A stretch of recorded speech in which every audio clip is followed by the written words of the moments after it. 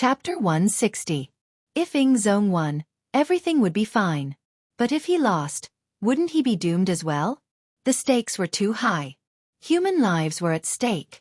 Seeing Chao Jixiang nod his head in agreement, Yang Chendong asked, "Eunuch Chao, you are very familiar with the situation in the capital and the Imperial court. Do you have any good ideas?" "Ah, you really don't have any? As the saying goes, two tigers cannot live on one mountain. If the two tigers fight, one of them will be injured." Chao Jixiang gave an example, saying that they needed a war to solve the problem. No. After hearing Chao Jixiang's suggestion, Yang Chendong shook his head. "Eunuch Chao, since you have been in the capital for a long time and hold the power of the Eastern Depot and the embroidered uniform guard, you should know that Walla's army is approaching the capital. If there is an internal conflict in the Imperial court at this time, it will only hurt those close to you and make your enemies happy. Then what should we do?" Thinking about the military intelligence he had just received, Walla's army had already broken through Baiyang Pass and Zijing Pass, and was currently attacking Juyong Pass. The gates to the capital were about to open, and if that was the case, the capital would be in danger. It was indeed not a good time to have internal strife. But in this situation, without confirming who the emperor was, how could they divide their forces to fight against Walla's army? Just as Chao Jixiang's face was filled with worry, Xianxia rushed in from outside. The moment he entered the hall, he knelt on the ground and respectfully said to Yang Chendong, "Young master, Eunuch Jining is here. He is waiting for you 5 li outside the Yang residence." "So fast. Haha, please." After hearing this, Yang Chendong was not surprised at all. It was clear that he had expected this. But after saying, "please," he did not forget to add to Xianxia, "old rules, he can only bring 2 people to the residence. Sigh. This uncle only wants to live the life of an ordinary person. I don't want to see an army coming. I will be afraid." "Yes." Xianxia nodded and then walked out of the room. When Chao Jixiang saw this, his heart was filled with disdain. "You have such powerful retainers. Are you afraid that others will send an army to attack you? What a joke." Of course, these were just thoughts in his heart. After knowing that Jining was coming, there were some things that needed to be said in advance. Originally, Chao Jixiang wanted to wait for the right time, but now, he didn't dare to hide anything. "Uncle Zhongdan, Jining has already pledged her loyalty to Dai Zong. You have saved Zong, and you have done a great service. I believe that once Zong ascends to the position, you will not be lacking in benefits. You have to think twice about your every move. Reconsider? Well, I've been thinking about it. Let me think about it." Yang Chendong kept nodding, as if he had heard Chao Jixiang's words. However, from that moment on, he actually stopped talking. Instead, he closed his eyes, giving off the feeling that he was thinking about something. However, he was actually waiting for Jin Ying's arrival. Only when she was here could the next step be carried out as he wished. Seeing that Yang Chendong was indeed reconsidering, Chao Jixiang suddenly became anxious. "Uncle Zhongdan, no matter what, Zong has been in power for more than 10 years. He is still very popular in the Imperial court. Compared to Dai Zong, who has just ascended to the position, he has too many advantages. He should be the one to take charge." That's right. Eunuch Chao is right. Let me think about it carefully." Yang Chendong still didn't open his eyes. He kept nodding, giving off the feeling that he was really thinking hard. 5 miles away from the Yang manor, Xianxia and Tang Tong rushed back. When it was said that Jining was allowed to enter the manor, but she could only bring 2 guards, Eunuch Jin didn't even show a trace of displeasure. Instead, he happily nodded and agreed. Then he smiled and rode his horse to Xia's side. From this, it could be seen that Jining and Chao Jixiang were both astute people. Oftentimes, the more polite a person appeared on the surface, the harder it was to deal with them. Not long after, Jining appeared at the Yang manor. When she entered the side hall, she saw Yang Chendong resting with his eyes closed. Chao Jixiang had an anxious expression on his face. Listening to the voice and looking at people's faces, Jin Ying's heart calmed down just from this discovery. If Yang Chendong had already made a decision, Chao Jixiang wouldn't be so anxious. Since that was the case, it meant that he still had a chance. It had to be said that Jining had indeed served 4 emperors. No. Now it should be 5 emperors. Few people could compare to her decisiveness in doing things. Seeing that the situation was still uncertain, she reached into her clothes and took out an imperial edict with a golden dragon on it. At the same time she shouted, "The imperial edict has arrived. Uncle Zhongdan, please accept it." "I, Yang Chendong, accept the imperial edict." When he heard that it was an imperial edict, an undetectable joy flashed across Yang Chendong's eyes. He knew that Daizong was going to give him some benefits. He just didn't know what kind of conditions Daizong would give him. Yang Chendong knelt on the ground. Jining read aloud. "By the will of the heavens, the Emperor decrees that Count Zhongdan Yang Chendong is young and promising. He is proficient in both martial arts and literature. He protected the retired emperor on the dangerous battlefield. His loyalty to the great Ming dynasty is witnessed by the heavens and earth. He is hereby conferred the title of Duke Zhongdan and the position of Commander of the Brocade Guards." Emperor Zong of the Ming dynasty proclaims this. After Jining finished reading the imperial edict, she smiled and said to Yang Chendong, who was kneeling on the ground, "Marquis, please rise." The count had become the Marquis. Yang Chendong's lips curled into a faint smile. "Thank you, Eunuch Jin. You've worked hard. You're too kind.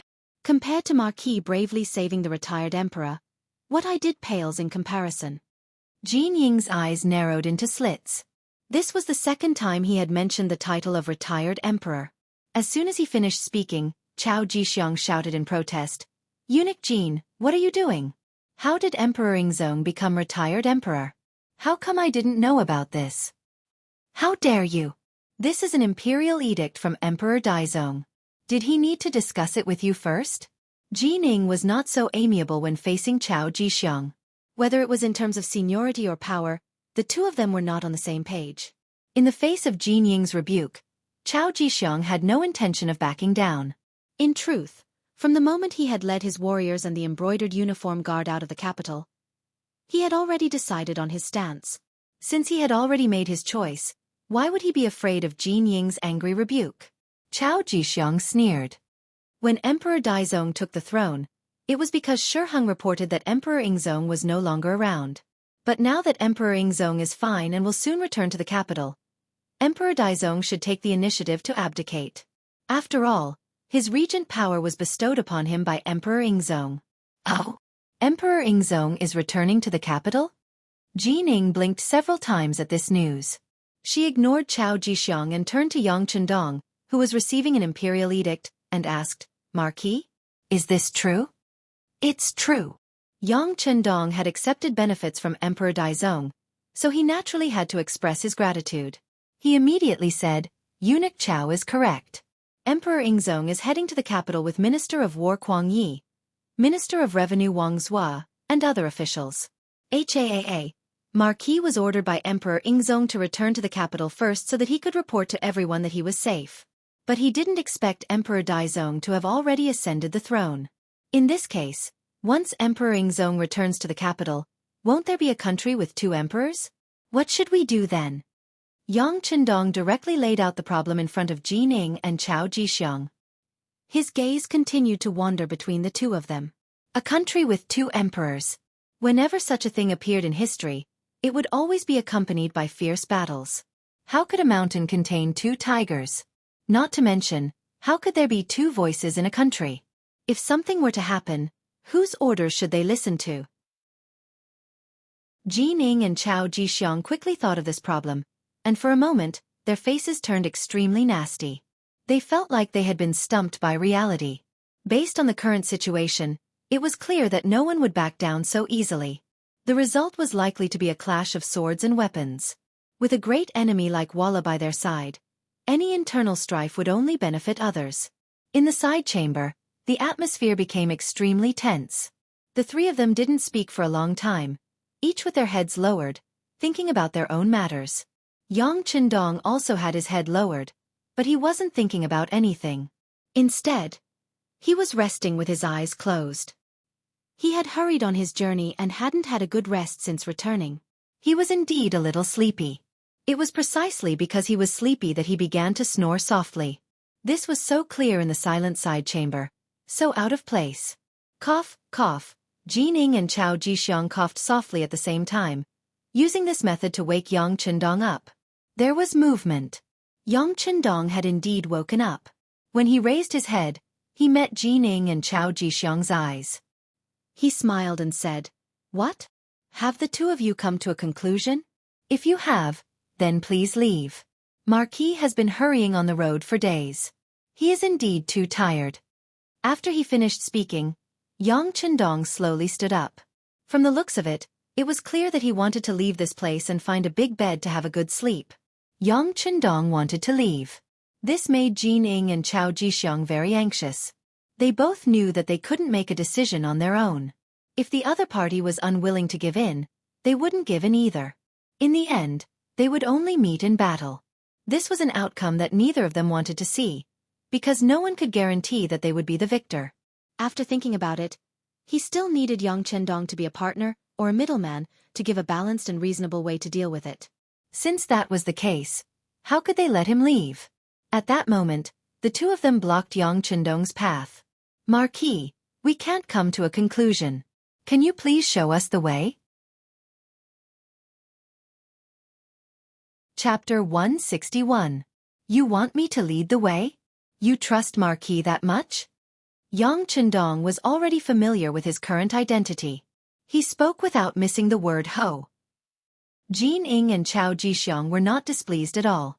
On the contrary, they both nodded solemnly with serious expressions. Hi, if that's the case, then Marquis will say a few words. As he spoke, Yang Chendong returned to his seat at the head of the table.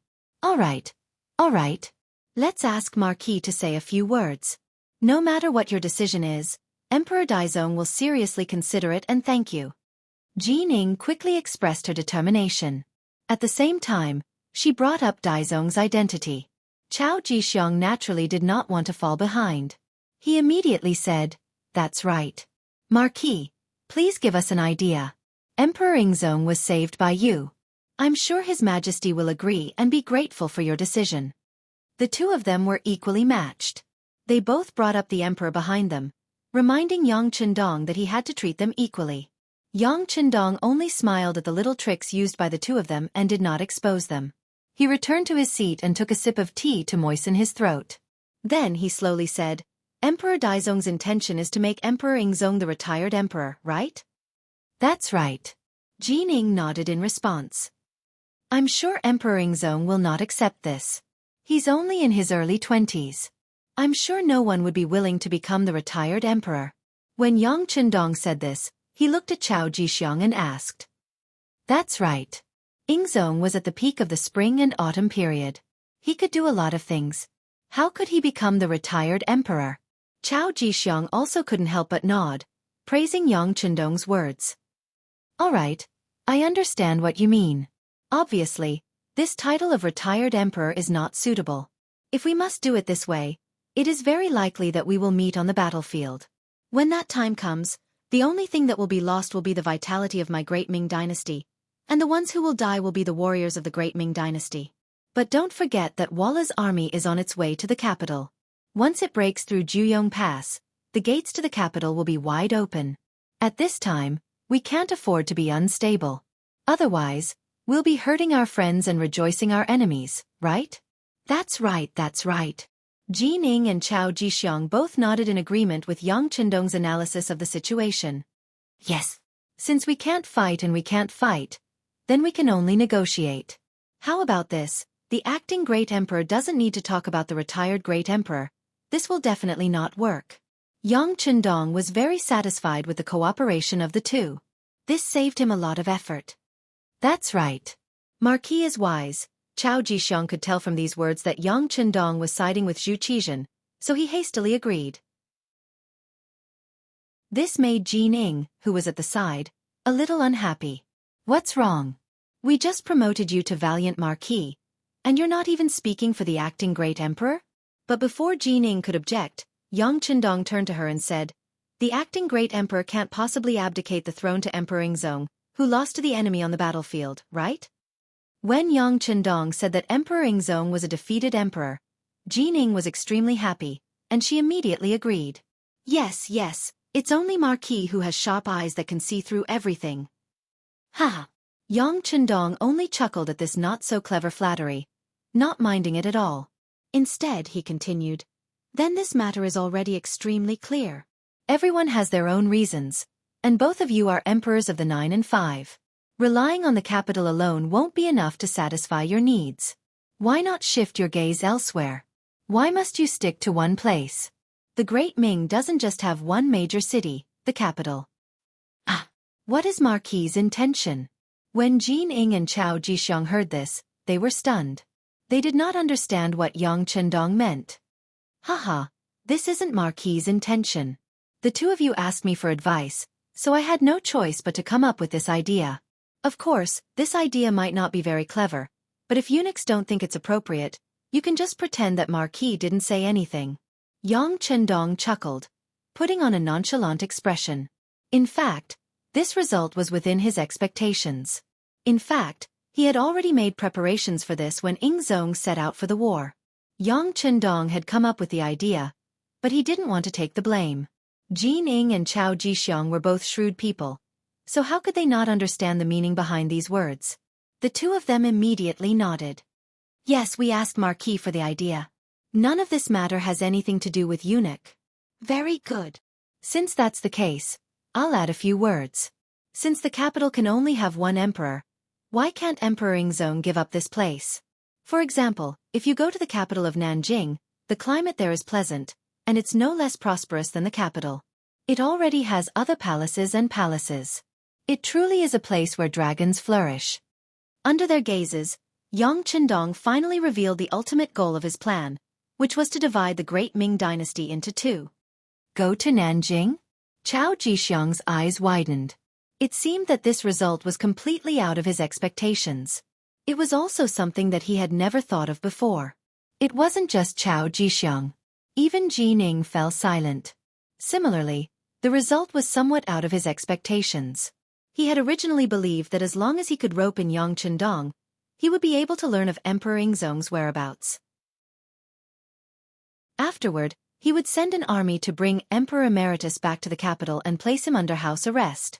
But now, it seemed that Yang Chendong would not betray Emperor Yingzong. Not only that, he even had the idea of allowing Emperor Yingzong to continue as emperor. Fortunately, he was not allowed to return to the capital, which could be considered as speaking on Dai Zong's behalf. Yang Chendong had proposed the plan, but whether or not they would do it was not up to him to decide.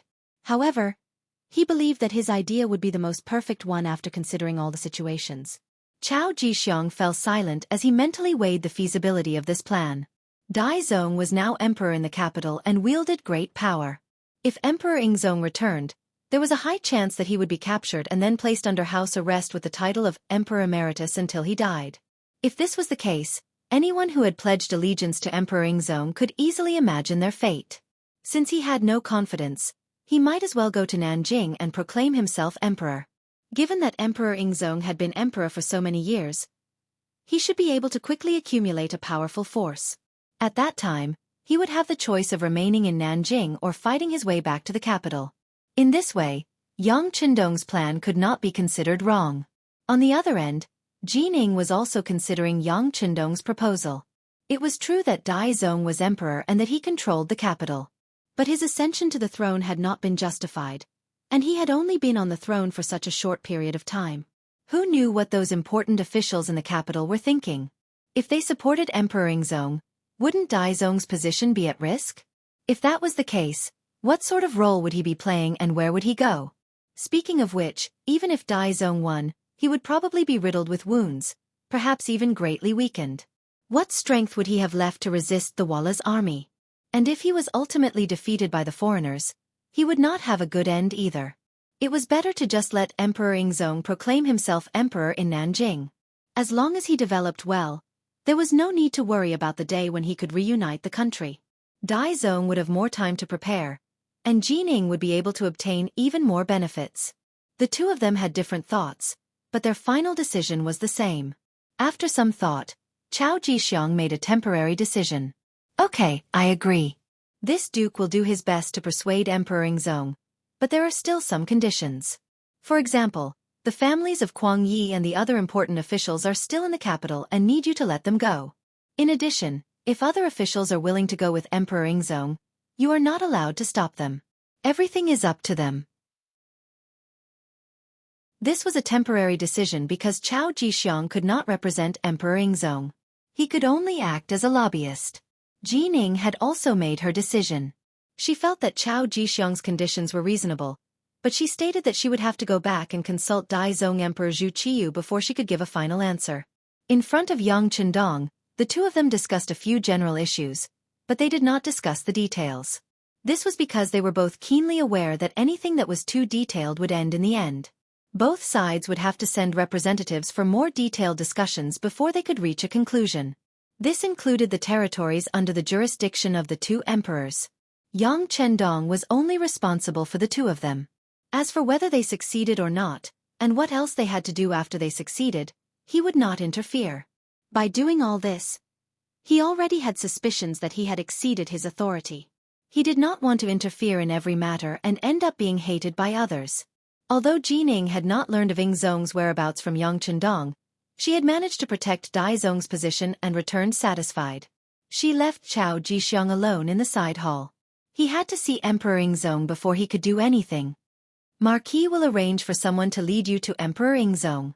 You can do as you see fit. Oh right, when you leave, remember to bring Empress Qian with you. I think she will cooperate with you to do some things. Looking at Chao Jixiang, who was standing there with a longing expression, Yang Chendong left these words before he got up and left the side hall. Now that he had succeeded, he could finally have a good rest for a few days. Of course, some people might ask, why did Yang Chendong give up such a good opportunity to control the emperor and give it to Chao Jixiang when he already had actual control over Zhu Qizhen? This was where Yang Chendong was smart. Mingzong had ascended to the throne, and Ingzong was naturally weaker. In addition, Yang Chendong had played a balancing role in the middle. It could be seen that in the future, no matter who it was, it would be very difficult to have the great Ming dynasty alone. Since Ingzong was no longer the one and only emperor whose words carried enormous weight, why did Yang Chendong want to hold him in his hands and make him the target of public criticism? With an emperor by his side, he would have to ask for instructions from time to time, and he would even have to kneel. How could it compare to the pleasure and satisfaction of being an independent third party?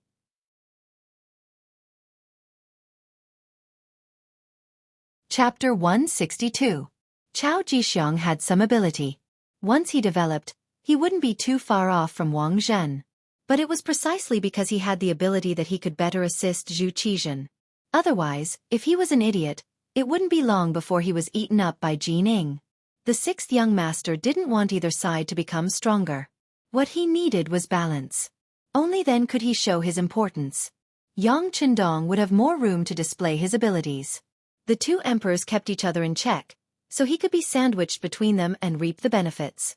Now that the matter is settled, the next step is to prepare for the war. That's right. Is there any news from Crimson City? Yang Chendong returned to the study and looked at Tiger's Mane. They're already on their way to the capital. They're coming in small groups so that they won't attract attention. Tiger's Mane knew what Yang Chendong was asking about and respectfully replied. The sixth young master who had grown up with him was now Marquis. The young master wasn't even 20 yet, but his future was bright. Tiger's Mane wouldn't be a nobody if he followed such a master. All right, I understand. The young master is sleepy. If there's nothing important, don't call me. Yang Chendong waved his hand and walked toward the bedroom next to the study. Hu Yan, Chao Yin, and the others had been waiting there for a long time. Although they might not be able to do anything with him around, it was still better to be with beauties than with those incomplete eunuchs who only knew how to fight for power. On the road 5 li away from the Yang clan manor, the bustling scene had disappeared. After Jining and Chao Jixiang left, Tang Tong, who had stayed behind, was also taken away. Tang Tong had chosen to leave with Jining. This was Yang Chendong's intention. He didn't keep idle people here. Unless it was Xianxia's personal army, he couldn't be at ease with anyone guarding the Yang family manor. As for who Tang Tong would choose to leave with, Yang Chendong didn't ask. Instead, he left the decision to himself.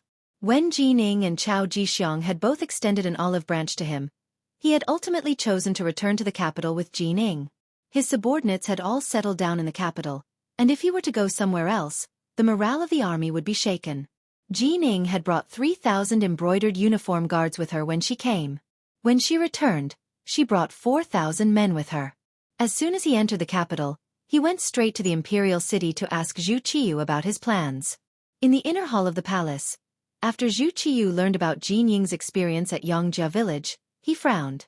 A country divided into two emperors. Won't this cause the great Ming dynasty to be divided? No matter what, Zhu Qiyu was still a descendant of the Zhu family. He also valued the Zhu family's country very much. It was not unreasonable for him to have such thoughts. Jin Ying didn't think too much about it. He just wanted to hold on to power.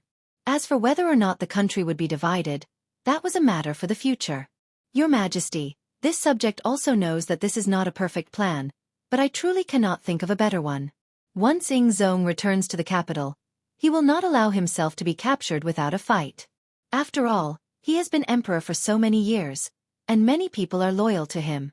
If he raises his arm and receives even more support, we might not even have a place to stay. It would be better to slow down for now. I trust that with your Majesty's benevolence, it won't be long before you have even more people sincerely submit to you. At that time, wouldn't it be very easy for the realm to fall into your Majesty's hands? Jin Ying placed Zhu Qiyu in a very high position, her eyes brimming with confidence. These words spurred Zhu Qiyu on, filling him with confidence for the future. Fine. This is all we can do. But we still need to prevent even more officials from leaving with Zong. We will leave this matter to you. Jin Ying patted his chest and promised, Your Majesty, be at ease. This subject will definitely not allow any more officials to leave the capital. This was a chance to prove himself. If he did a good job, Zong would naturally think highly of him. He did not dare to be the slightest bit careless. Hebei's Baoding Prefecture, a strategic town more than 300 li from the capital of the great Ming dynasty. At this time, Zhu Qizhen was resting here under the protection of Yang Wu and Xiao Feng. Now that he was in Baoding Prefecture, he was able to obtain some news from the capital. When he heard that his younger brother, Zhu Qiyu, had ascended to the throne and taken the title of Emperor Jing, Zhu Qizhen's rage was easy to imagine. He had kindly allowed his brother to supervise the country, but now that he was gone, his brother had proclaimed himself emperor and seized all his property. No one would be able to accept this. Logically speaking, he should have charged back to the capital and questioned his brother about what he was up to. But this was not a child's play. If it was not done well, he was afraid that he would not be able to return alive. Zhu Qizhen suppressed the anger in his heart and stopped at Baoding Mansion, waiting for Yang Chendong to send back the news. In the Tumu Fortress incident, Zhu Qizhen had seen how formidable Yang Chendong was. His actions could be said to be a model example of preparing for a rainy day. This was especially true for this mercenary army. On their way here, they had killed almost all the threats in the bud. Just based on what he saw, he didn't know how many groups of Vala cavalry had been wiped out before they could discover them. Their methods were powerful, their training was thorough, and their movements were nimble. Not even the elites of the great Ming dynasty could compare to them. After Yang Chendong left, Zhu Qizhen had communicated with Xiao Feng many times, hoping to use this army for his own use. He had even tried to tempt them with the promise of a beautiful future. But the results were not very good. After interacting with them, he realized that this was an army that only recognized money and not people. According to Xiao Feng, as long as you gave them money, they would work for you. As for promises, they could forget about them. They were far less practical than money. Moreover, because of Zhu Qizhen's status, Xiao Feng's hiring fee was 3 times that of Yang Chendong's. In other words, for every mission, a group of 100 people would need at least 3 million taels of silver, and this was the kind that had to be paid in advance. The army had been defeated and all their weapons had been lost. Where would Zhu Qizhen find the money to support such a large expenditure? He could only think of transferring money from the national treasury after entering the capital. But now that Zhu Qiyu was the emperor, he could forget about the national treasury. This made Zhu Qizhen feel even more dejected. At one point, Zhu Qizhen even had to consider where he would go in the future. If Yang Chendong did not care about him, what would he do? He would not even have the ability to protect himself. This worry disappeared without a trace 3 days later. Cao Jixiang arrived, and with him were 3,000 embroidered uniform guards. Under the lead of Beta Persei, Cao Jixiang successfully reported to Zong. As soon as he saw Zong, He immediately knelt on the ground and shouted, "Long live the emperor!" At this moment, Zhu Qizhen felt a sense of superiority. He even had the thought of bringing an army to the capital to seize the throne. Just as this thought appeared, he saw Xiao Feng and the others leave. The heroic spirit that had just appeared in his heart disappeared without a trace. After seeing the strength of this mercenary army, he began to despise the embroidered uniform guards in his heart. Chao Jixiang arrived, and after seeing Ying Zong and the 9 officials, he gave them a detailed account of what had happened in the capital. At the end, he even mentioned that Yang Chendong had been made a marquis and his idea of 2 emperors ruling the country. 2 emperors ruling the country? After hearing Chao Jixiang's recount, Minister of War Kuang Yi and Minister of Revenue Wang Zhuo glanced at each other. How could they not know that doing this would be tantamount to splitting the great Ming dynasty? However, what better way was there to deal with this than now? Different from Kuang Yi and Wang Zhuo, the other 7 officials were secretly happy. If Zhu Qizhen really went to Nanjing and proclaimed himself as emperor, then it was obvious that they would be promoted by 1 or even 2 ranks. For example, the Right Assistant Minister of Justice Ding Xian could become the Minister of Justice. The Right Assistant Minister of Works Wang Yonghe could also become the Minister of Works. The Left Assistant Minister of Rights Yang Shan would become the Minister of Rights. And the Right Deputy Imperial Censorate Deng Li would also be promoted by 1 rank and become the Imperial Censorate. This was a real benefit. Originally, they had lost the battle together and were prepared to be demoted or even lose their positions. Now they could even be promoted by 1 rank. Who wouldn't be happy? After the officials received the benefits, they would naturally try to persuade Zhu Qizhen to go to Nanjing and proclaim himself as emperor. Regarding this, Zhu Qizhen did not immediately make a decision.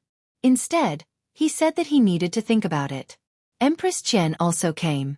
Mao Mu had taken over the role of the eunuch of Xing. He had served the empress well and had gained her trust. In this small courtyard of Baoding Mansion, the husband and wife met. Empress Qian's tears flowed out uncontrollably. "Empress, don't cry. I'm fine." Holding Empress Qian's arm, Zhu Qizhen's face showed a rare trace of gentleness. "Well, as long as the emperor is fine, as long as the emperor is fine. I think it's better for the emperor to go to Nanjing and proclaim himself as emperor. No matter what, you can be safe for a while." Empress Qian took the initiative to talk about moving south, which was completely different from her usual politics. Zhu Qizhen was very curious about Empress Qian's dissuasion. Why does the emperor say so? Did others teach you? No. Empress Qian shook her head. Your concubine has lived in the palace for a long time and has seen that the Mastiff King has managed the imperial city well, and with the assistance of eunuch Jining and the others, he now holds great power. If the emperor were to go to the capital, there would definitely be a major battle. In this case, the odds are against you. Originally, Zhu Qizhen had thought that Empress Qian had been instigated to say such words of dissuasion. Now, hearing this, Zhu Qizhen understood that the situation in the capital had truly changed. Even the empress, who rarely asked about politics, could sense it. As he cursed Zhu Qiyu, Jin Ing, and the others for being shameless, he began to consider the matter of moving south. That night, Zhu Qizhen appeared in front of Chao Jixiang and the other officials, his face radiant. He said that he agreed to move south, but he could not let the Mastiff King off so easily. He wanted to go to the capital to ask for people and money, as well as the families of the officials, especially Crown Prince Zhu Jianxin, to be brought out of the imperial city. As long as Zhu Qizhen agreed, the other officials naturally would not object. After 2 days of discussion, they came up with a plan. In the end, Chao Jixiang led 1,000 embroidered uniform guards to escort Kuang Yi and Wang Zhuo to the capital to negotiate with Zhu Qiyu.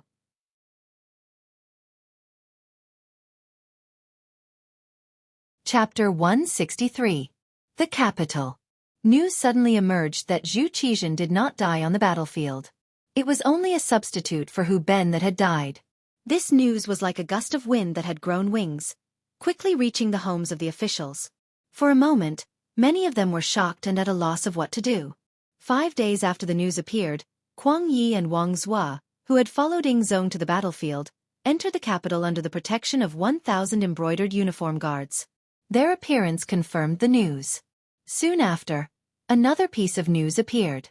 Ying Zong would not return to the capital and would instead accompany Nanjing to proclaim himself as emperor. For a time, the Great Ming would have two emperors ruling together. For a good country to have two emperors, although they were both surnamed Zhu and shared the same ancestor, it could not be considered a split. However, as time passed, the situation would naturally develop. Many far-sighted officials could see this fact. However, before they could wonder why such a change had occurred, another piece of news appeared that made them dizzy.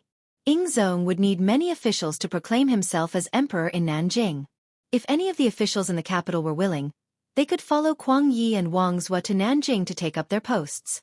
Should they pledge loyalty to the current substitute Emperor Zhu Qiyu or the previous Emperor Zhu Qizhen? This was a choice that was placed in front of the officials. For a moment, each of the officials began to make their own calculations and began to consider the gains and losses in this matter. Compared to the officials in the capital who had to make a choice about their future, Yang Qindong in the Yang family manor was very carefree.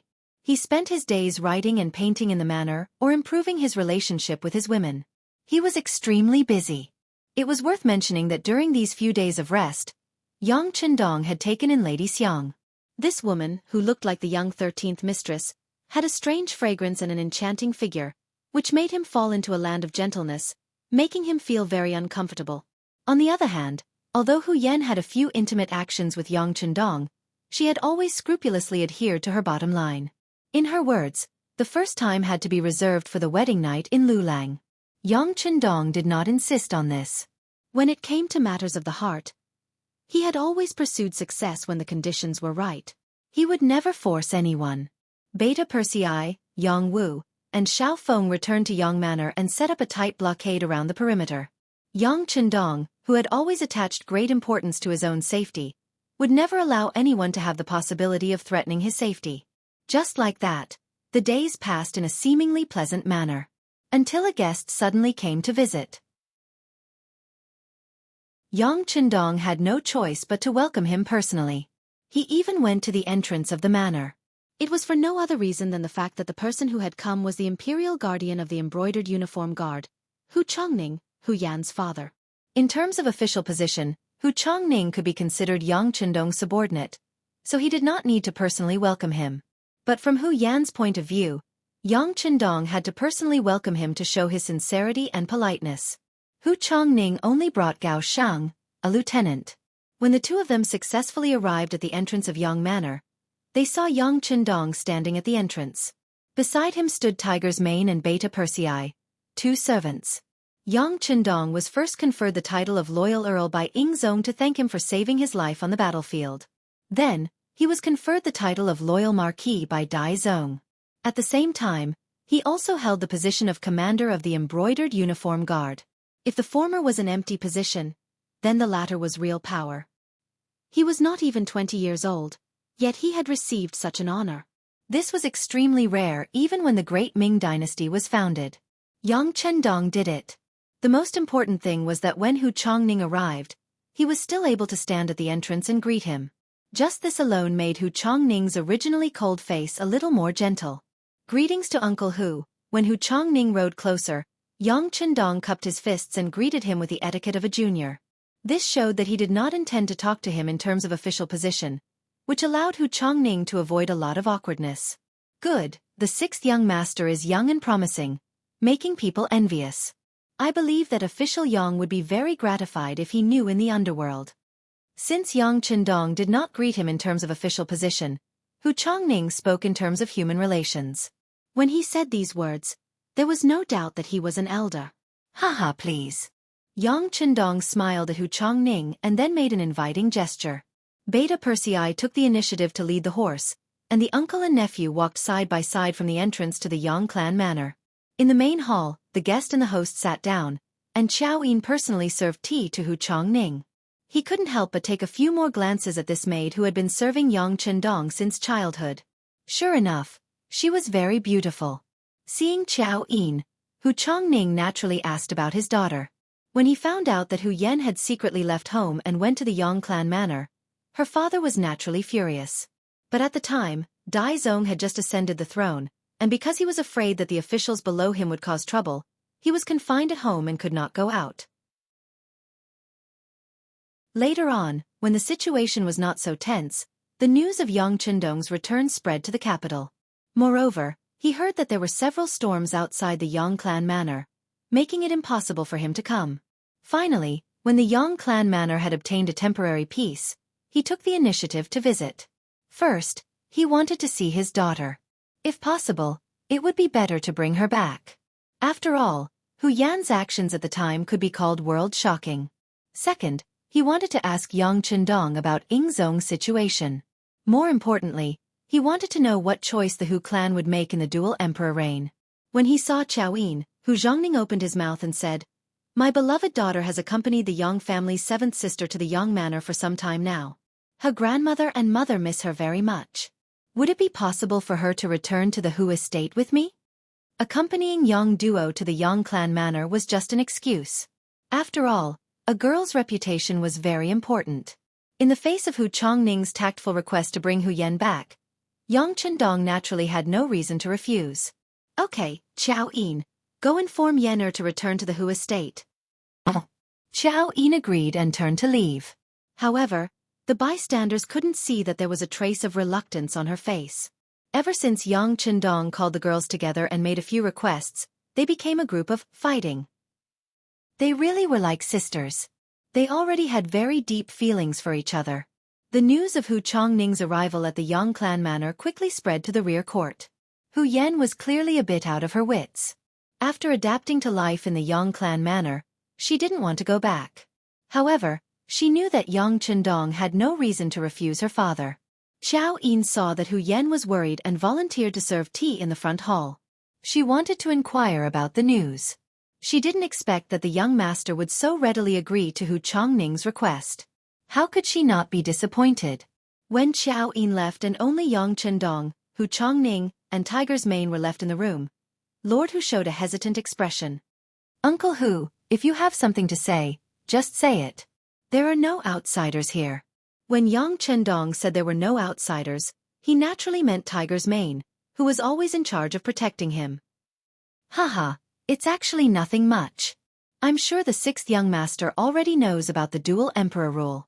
However, I don't know what your choice will be. Will you go to Nanjing or continue to stay here?" Hu Chongning asked with an awkward expression. No matter what, he was a man of 40 years old. When he encountered something, it was fine if he didn't have any ideas. However, he actually wanted to ask Yang Qindong, who was much younger than him. This made him feel a little embarrassed.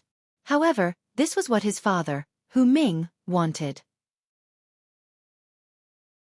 Hu Ming's original words were, "Ask the loyal Marquis whether you want to go or stay."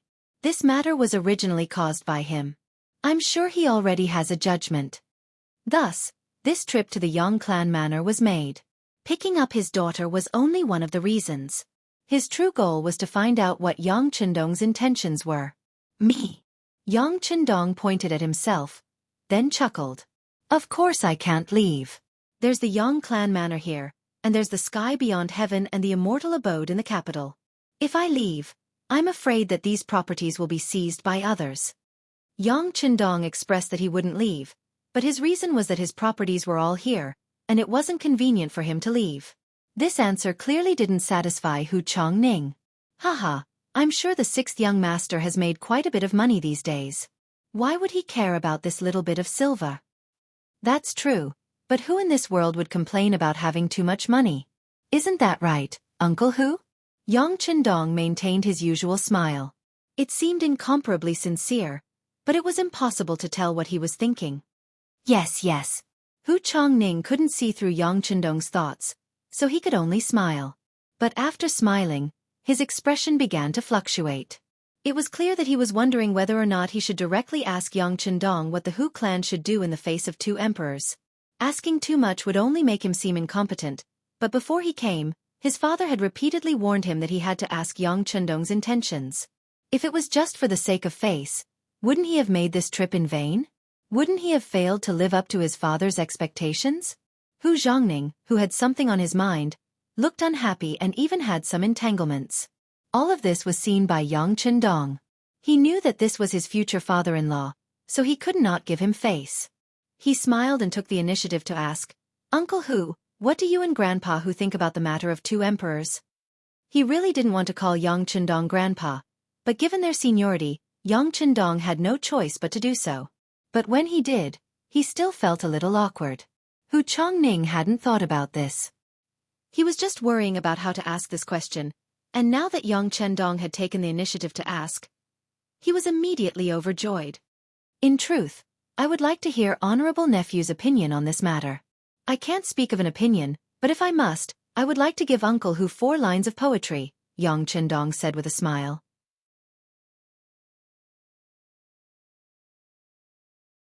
Chapter 164. What are the 4 sentences? Hu Zhongning's interest was piqued. Everyone said that Yang Chendong was a genius. Presumably, the following words would not disappoint him. Sure enough, after Yang Chendong pondered for a moment, he slowly opened his mouth and said, "If he is strong, then he is strong. If he is strong, then he is strong. If he is tyrannical, then he is tyrannical. The moon shines over the river."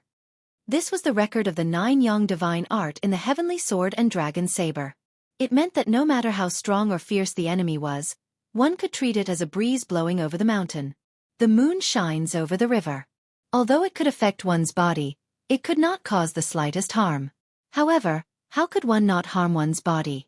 It meant that in the face of the chaos of the outside world, as long as one stayed strong and worked hard to improve one's abilities in all aspects, one would be unharmed. Hu Ming was originally a capable official and had been the Minister of Rites for many years. It could be said that he had disciples all over the world. His son, Hu Zhongning, had also grown up. With this kind of strength, whether it was following Ingzong or Daizong, there would not be any problems. As long as he stayed within his position, no one could easily touch him. Not to mention, there was also Yang Chendong helping from the side. He would not watch as something happened to the Hu family.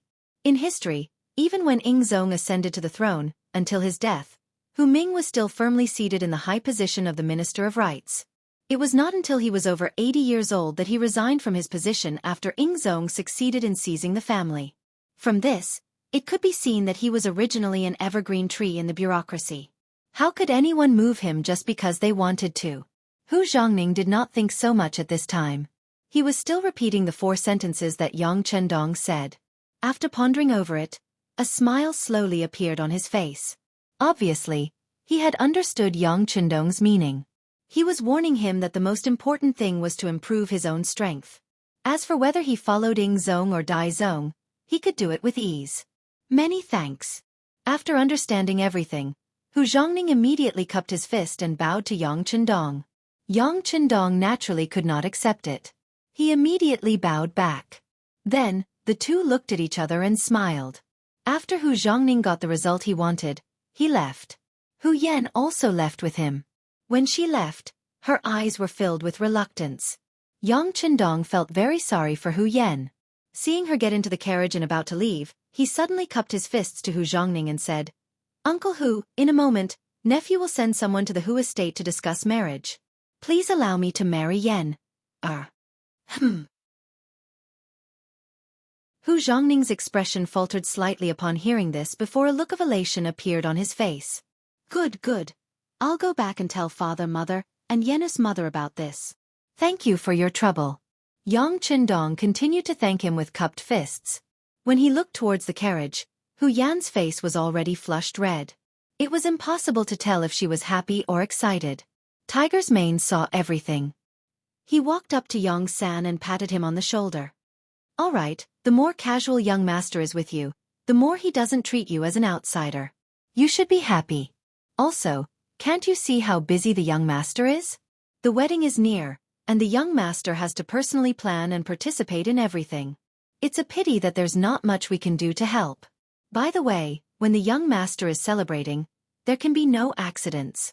If anyone has the intention to cause trouble, there's no need to report it. Just kill them. If there's any responsibility, I'll bear it. Yes, there won't be any mistakes. Don't worry, Chief."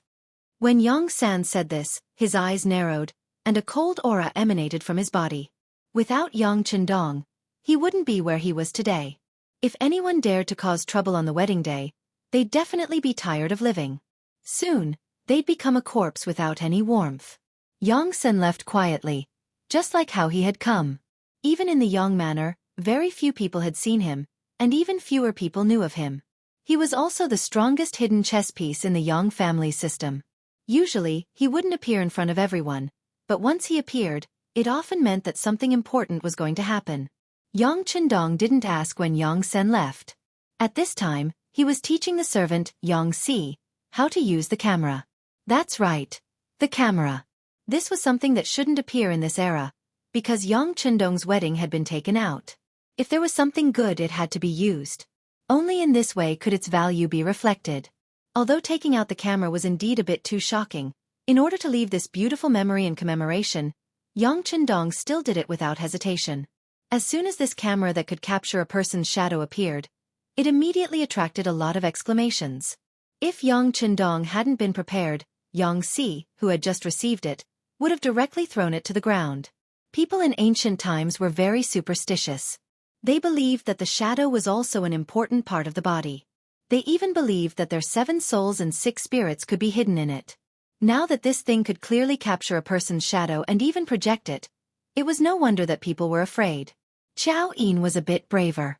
Of course, this didn't mean that she wasn't afraid of anything, but because her relationship with Yang Chendong was closer than others. Naturally, this question was left to her to ask. Young master, what kind of witchcraft is this? It can capture a person's shadow. Will it turn the person who is captured into an idiot? Yang Chendong's mouth was wide open. He was stunned by the question. Yang Chendong's ability to adapt was originally very strong, but he was still defeated by this sudden and unexpected question. Seeing that Xiao Yin didn't seem to be joking and had a very serious expression, he helplessly shook his head and explained, "This is an advanced product brought about by scientific advancement. As for the specific principles, I'm afraid that young master can't explain it clearly to you. But don't worry, this thing can't capture a person's soul, so don't worry." When Yang Chendong said not to worry, Xiao Yin seemed to feel a lot more at ease. At least she dared to walk in front of the camera and even dared to make a few poses that she thought were beautiful. But the others didn't have that much courage. Every time Yang Si raised the camera and pointed it at them, there would always be a burst of chaos and shouting. It felt like a machine gun that could kill people. Wherever it aimed, people would fall to the ground. The camera was just a killing machine. In addition, Yang Chendong also took out a lot of new songs. For example, Hua Feng's Big Bridal Sedan, Intimate Lover, Full Moon Flower, and the ready-made wedding march that he had prepared beforehand. For this, he took out a set of audio equipment from the big warehouse and charged it up in the big warehouse. He was only waiting for the wedding day to use it. In addition, Yang Chendong also prepared a very luxurious carriage. The wheels were made of soft rubber tires taken from the big warehouse. There were even shock absorbers installed on the carriage to ensure its comfort. The outside of the carriage was filled with all kinds of colored balloons, making it look very beautiful and beautiful. At the same time, he also made a few sets of beautiful wedding dresses according to his own design. These were all custom-made by the Crimson City's clothing factory. The factory's director, Zhou Hua, personally supervised the completion. It was said that when making these new wedding dresses, her daughter, Luan Xiaoyu, who was the Crimson City's publicity team leader, cried because of it. Luan Xiaoyu had reached the age where she knew about feelings. She had long regarded herself as the 6th young master's woman. It was just that because she was still young, she had no chance to be Yang Chendong's wife. Seeing the man she liked was going to marry someone else, how could she not be sad? For this matter, her father Luan Qi, the director of the power plant, and mother Zhou Hua, the director of the clothing factory, talked to her for a long time. They said that a capable person like the 6th young master was destined to have more than one woman. Xiaoyu grew up quickly. When she grew up, she would naturally have the opportunity to become the 6th young master's woman. Moreover, several sets of wedding dresses were taken out. Except for one set that was sent to Hu Yan in the Hu mansion, the others were taken away by Qiao Yin, Lady Shui, and Lady Xiang. In their words, they were also attending the wedding day. According to Yang Chendong's intention, they were going to be the bridesmaids of the bride, but in fact, they were also completing their wedding with 6th young master. In this regard, Yang Chendong acquiesced. In the feudal society, even the emperor only had one empress. It was impossible for him to have several wives at the same time, so it was impossible for him to give them a grand wedding. Therefore, it was a good thing to take this opportunity to hold all of them together. The bride had a wedding dress, and Yang Qindong prepared a suit for himself. The pure white suit was tailor-made, making Yang Qindong look more handsome and sunny. As the groomsmen, Tiger's Mane, Beta Persei, and Yang Wu were dressed in black suits, looking very energetic. As for the several servants, Yang San, as the deputy director of the security bureau and the actual helmsman, naturally had to protect everything in the dark. Yang Lu was responsible for the security on the surface. In this way, the manpower was put to good use. 3 days passed in the blink of an eye. On the 6th day of October, the Yang family manor was already decorated with festive decorations. Colored balls, ribbons, and bright red happy characters were posted everywhere. In front of Yang Xi's camera, amid a burst of firecrackers, the wedding procession set off just as dawn broke. Yang Qindong, dressed in a white suit, was sitting in a special carriage. Beside him were Tiger's Mane and Beta Persei. Yang Wu was in charge of driving the carriage. Under the protection of Yang Lu, Qiu Vi, and Dao Xiao, they went to the capital. In the dark, Xiao Feng and Lang Feng were on guard at all times to ensure the safety of the young master. The Hu mansion in the capital was also decorated with ribbons, giving people a feeling of jubilation. Qiao Yin, Madame Shui, Madame Xiang, and the others had arrived at the Hu mansion a day in advance to accompany Hu Yan through the most difficult night before dawn. When the sky brightened, the women began to get busy and put on the new wedding dresses that had never been seen before. On the side of the road leading to the Hu mansion, there were already embroidered uniform guards standing guard.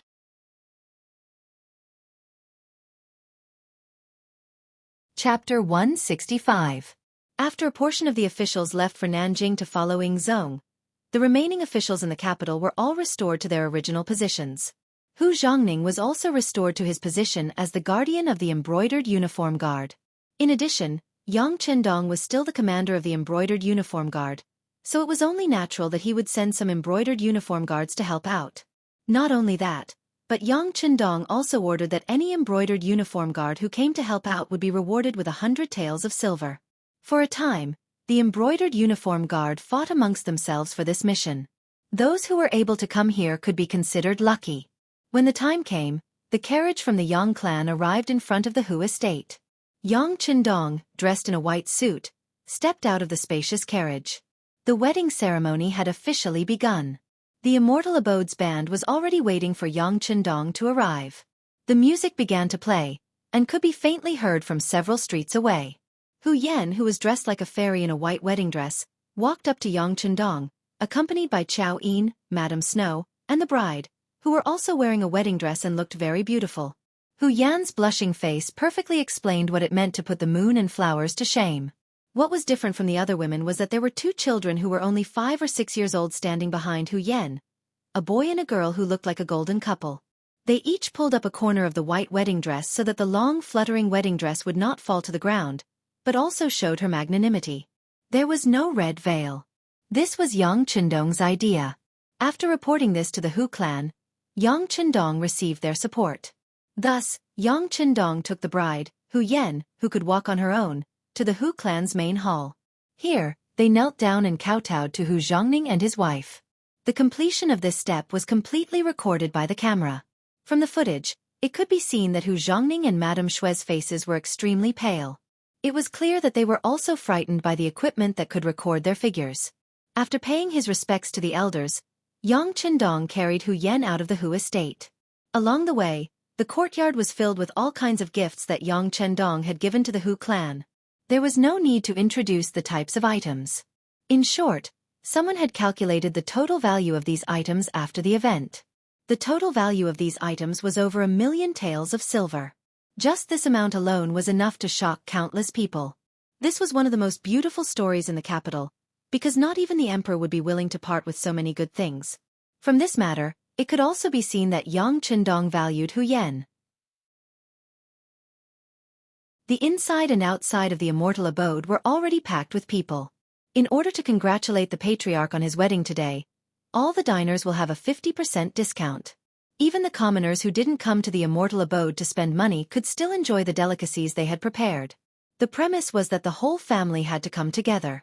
At the very least, the couple had to bring a child and bring their own lunchboxes. At that time, all the children who came would receive a delicious little pastry. The news had been released 3 days ago. By morning, the entire street in front of the immortal abode was packed with people. As a result, the embroidered uniform guards who were responsible for the security of the area were given a lot more work to do. Fortunately, the people who came to receive the delicacies and pastries were all very well behaved. Some entered and some left, so there wasn't much panic.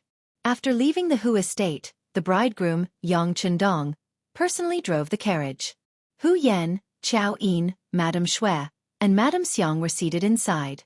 Yang Chendong, who was driving the carriage, sang the bridal sedan in fear. Tiger's Mane and the others, who had long since learned how to sing, sang along loudly. When the sun comes out, I climb the mountain. When I reach the peak, I want to sing. My song floats to my little sister. When she hears my song, she smiles. Yang Chendong's cheerful voice rang out. Sitting in the spacious and comfortable carriage, Hu Yan and the other girls were filled with happiness. As they looked at the brightly colored balloons around the carriage, their faces were brimming with happiness. The carriage passed through the streets of the immortal abode. Along the way, one new song after another could be heard. All of them were joyous songs that suited the occasion, and the people who had come along to watch the show all cheered with joy. As they passed through the streets of the immortal abode and saw the crowded streets, Hu Yan and the other girls smiled at each other. This was the young master doing a good deed, as well as accumulating good karma. Although he had to spend some money to do so, in the eyes of the girls, the significance of this action was far more profound. The carriage finally left the capital, and under the protection of the embroidered uniform guards, it headed for the Yang clan manor.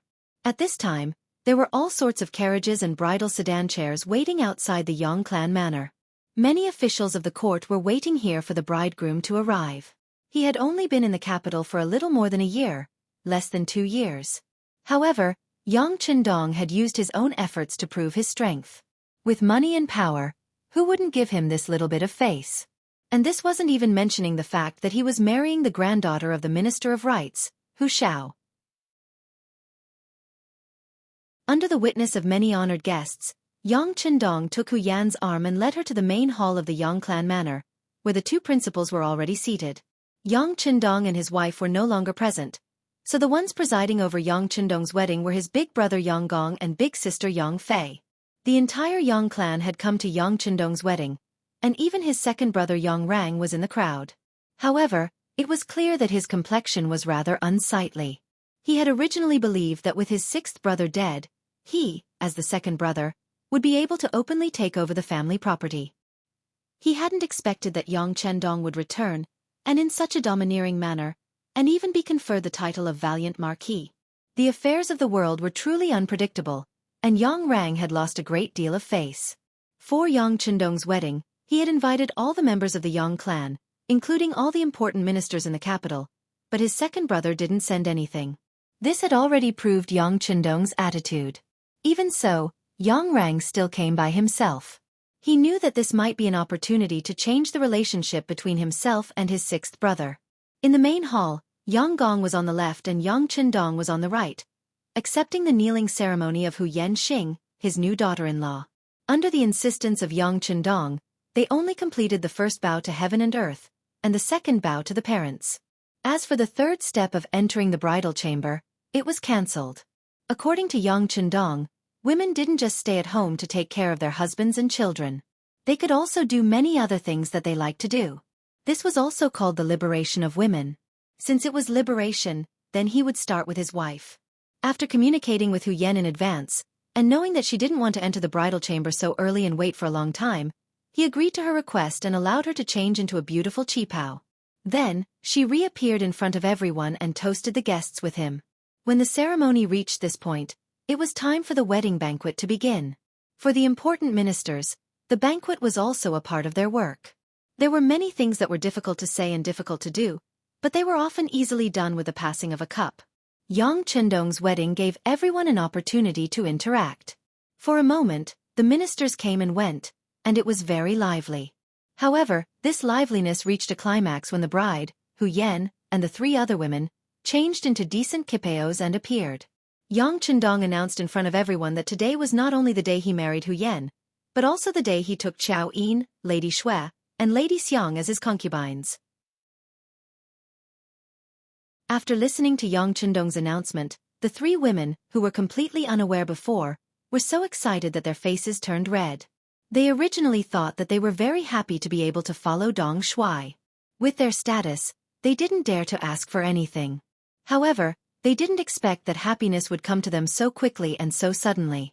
In response, Hu Yan looked at them with a smile. She wasn't surprised at all.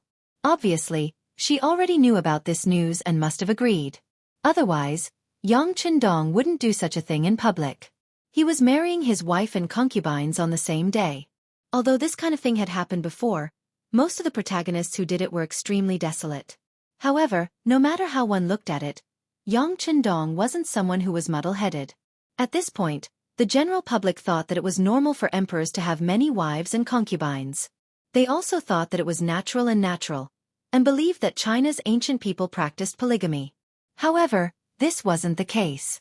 Many modern people learned about ancient China through media such as movies, or web novels. At the same time, they often defined the social environment and culture of that era through the interpretation of the drama. Therefore, when the dramas performed were like the hotly discussed palace dramas such as Zhanhuan Zhuan, Rui Zhuan, Yanqi Strategy, and Do You Know It?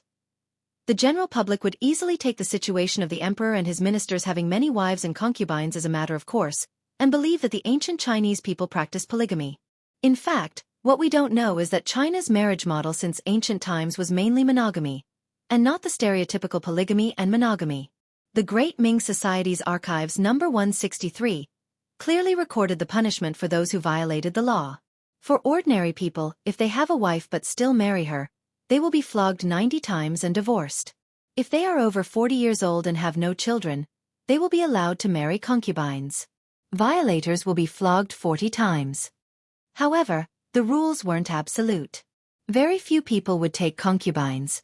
However, those who took concubines were mainly those with high social status. In other words, the higher the status, the more concubines they would take. Therefore, the imperial family naturally had the most concubines, followed by the important officials and the rich. Commoners rarely had the opportunity to take concubines. Therefore, taking concubines was considered a privilege in China's traditional culture. In the Great Ming Society's Archives No. 57, it clearly stated that taking concubines, as well as the number of concubines, had to be investigated by the Ministry of Rights. The heir and the prince had 4 concubines. The eldest son and the general had 3 concubines. It was true that Yang Qindong was the marquis of loyalty and courage, so taking in 3 concubines wasn't that much of a violation of the rules. However, why didn't he mention it in advance? Since no one knew about it, didn't that mean that this matter wasn't reported to the Ministry of Rights?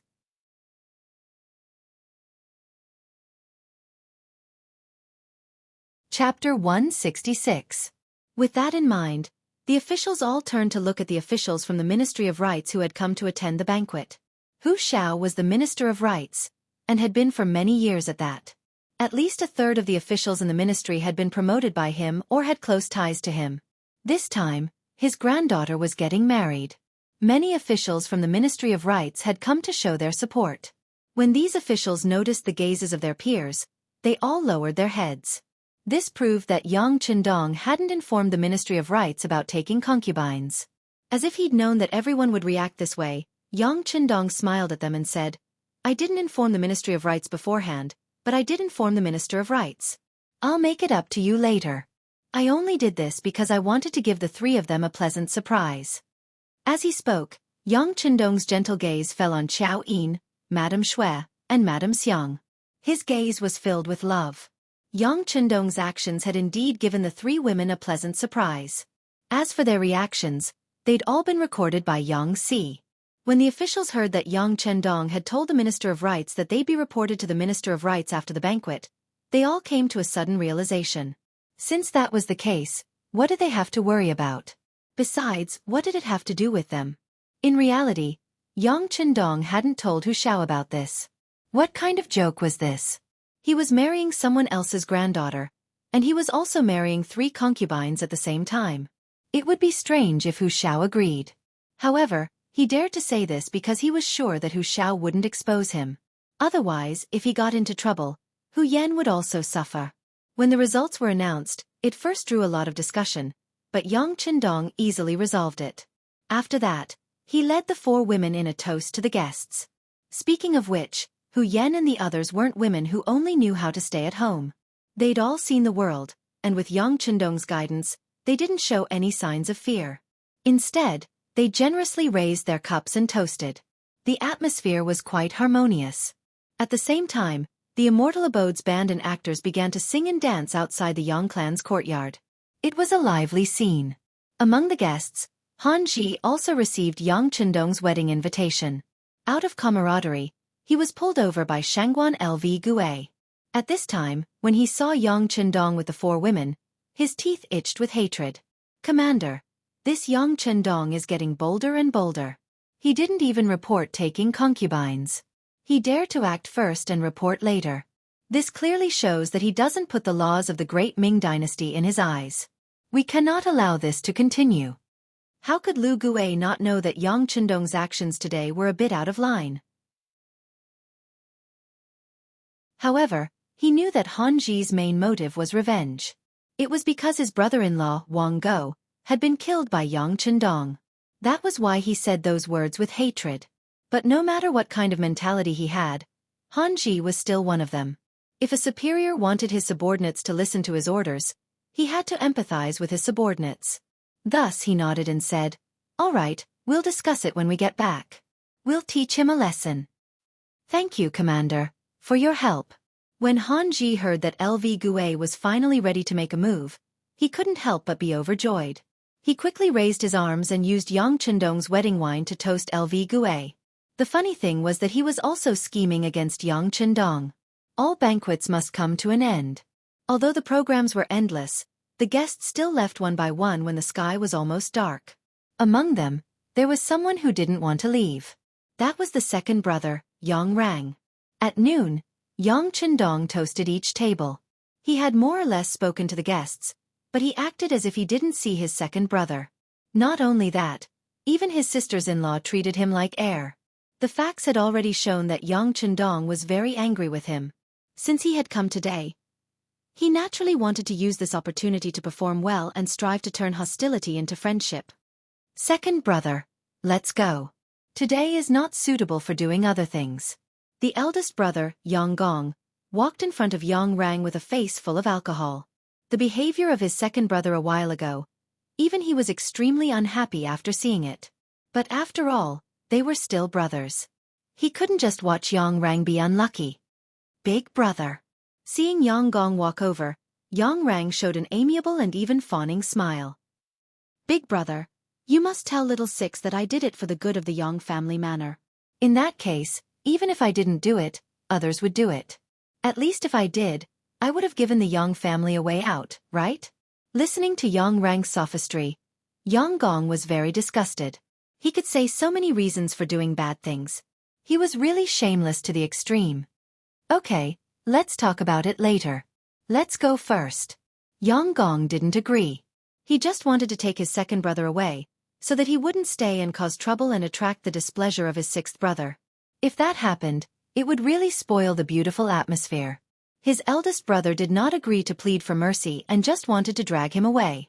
How could Yang Rang be willing to comply? His face immediately changed. "All right, since eldest brother doesn't care about our brotherhood and is unwilling to help second brother to plead for mercy, then you can leave by yourself. In short, I will wait here. If little Six doesn't come out, I won't go anywhere today. I want to see if he really doesn't recognize me as his elder brother. If this matter spreads out, who will look good at that time?" Yang Rang shamelessly shook off Yang Gong's arm and then looked at the inner courtyard of the Yang family manor. He looked like he wouldn't leave until he saw the main person. "You." He didn't expect his brother to be such a person. Shamelessness is invincible. At this moment, Yang Gong didn't know what to do. At this moment, a group of people walked out from the inner courtyard. The person in the lead was a woman. It was the eldest sister of the Yang family, Yang Fei. Although they were all from the Yang family, the treatment was obviously different. When Yang Fei walked out, there were 4 brides beside her. Every one of them accompanied her and talked. From time to time, one could see the eldest sister of the Yang family smiling. When he saw his eldest sister walking out, Yang Rang quickly turned around to avoid her. He wasn't afraid of his eldest brother Yang Gong because his eldest brother's ability was mediocre and not worthy of his attention. However, his eldest sister was different. Most of them grew up following behind Yang Fei. When they were young, they were rarely taught a lesson by their eldest sister. As a result, when they grew up, there was still a fear in their hearts. Yang Rang wanted to avoid her, but now that most of the guests had left, there was only a limited number of people left. Yang Fei only needed to sweep her eyes and naturally saw him. When she saw that it was her disappointing second brother who was pacing back and forth, she immediately figured out what was going on. Her face immediately darkened. As the eldest sister, Yang Fei naturally hoped to see the Yang brothers and sisters united. Even if someone did something wrong, if she could give them a chance to forgive, she would be willing to give them the chance. However, as Yang Chendong's second brother, Yang Rang had done something wrong first, and then he wanted to seek justice on the day of the wedding. This was really a bit aggressive. She took large strides and arrived behind Yang Rang, who had just turned around. Yang Gong, who was standing at the side, saw Yang Fei first and quickly called out with a smile, "Eldest sister." When he heard his eldest brother's call, Yang Rang knew that he couldn't avoid it. He could only unwillingly turn around and force out a smile. "Hello, eldest sister. You still recognize me as your eldest sister? Since that's the case, then leave immediately. Today is my little brother's wedding day. Do you have to stay here and cause trouble?" Yang Fei said with a cold face and a rude tone. Eldest sister, that's not what I meant. I just want to talk to little six and explain what happened before."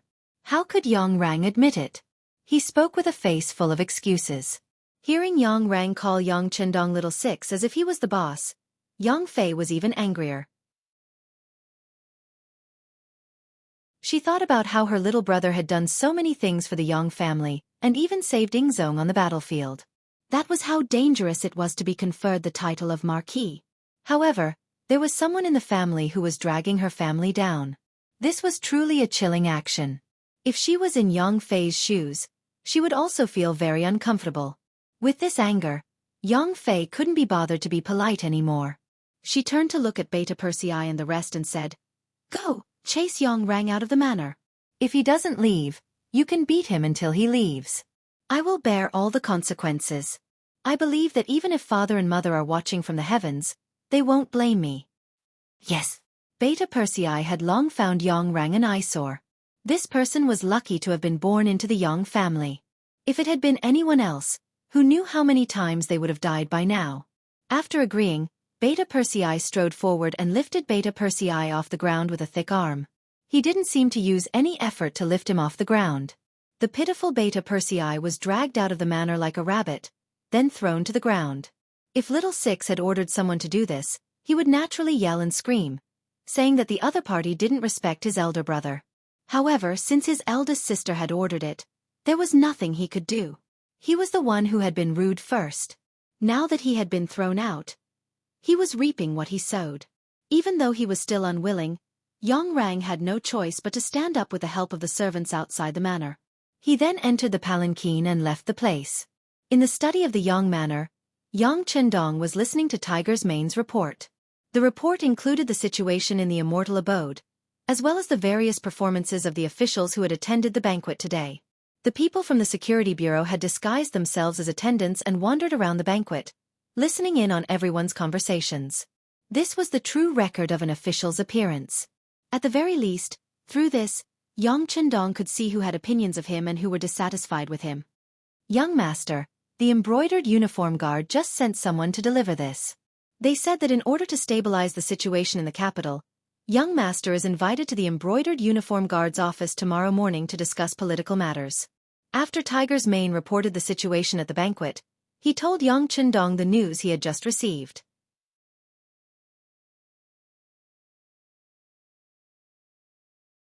Chapter 167.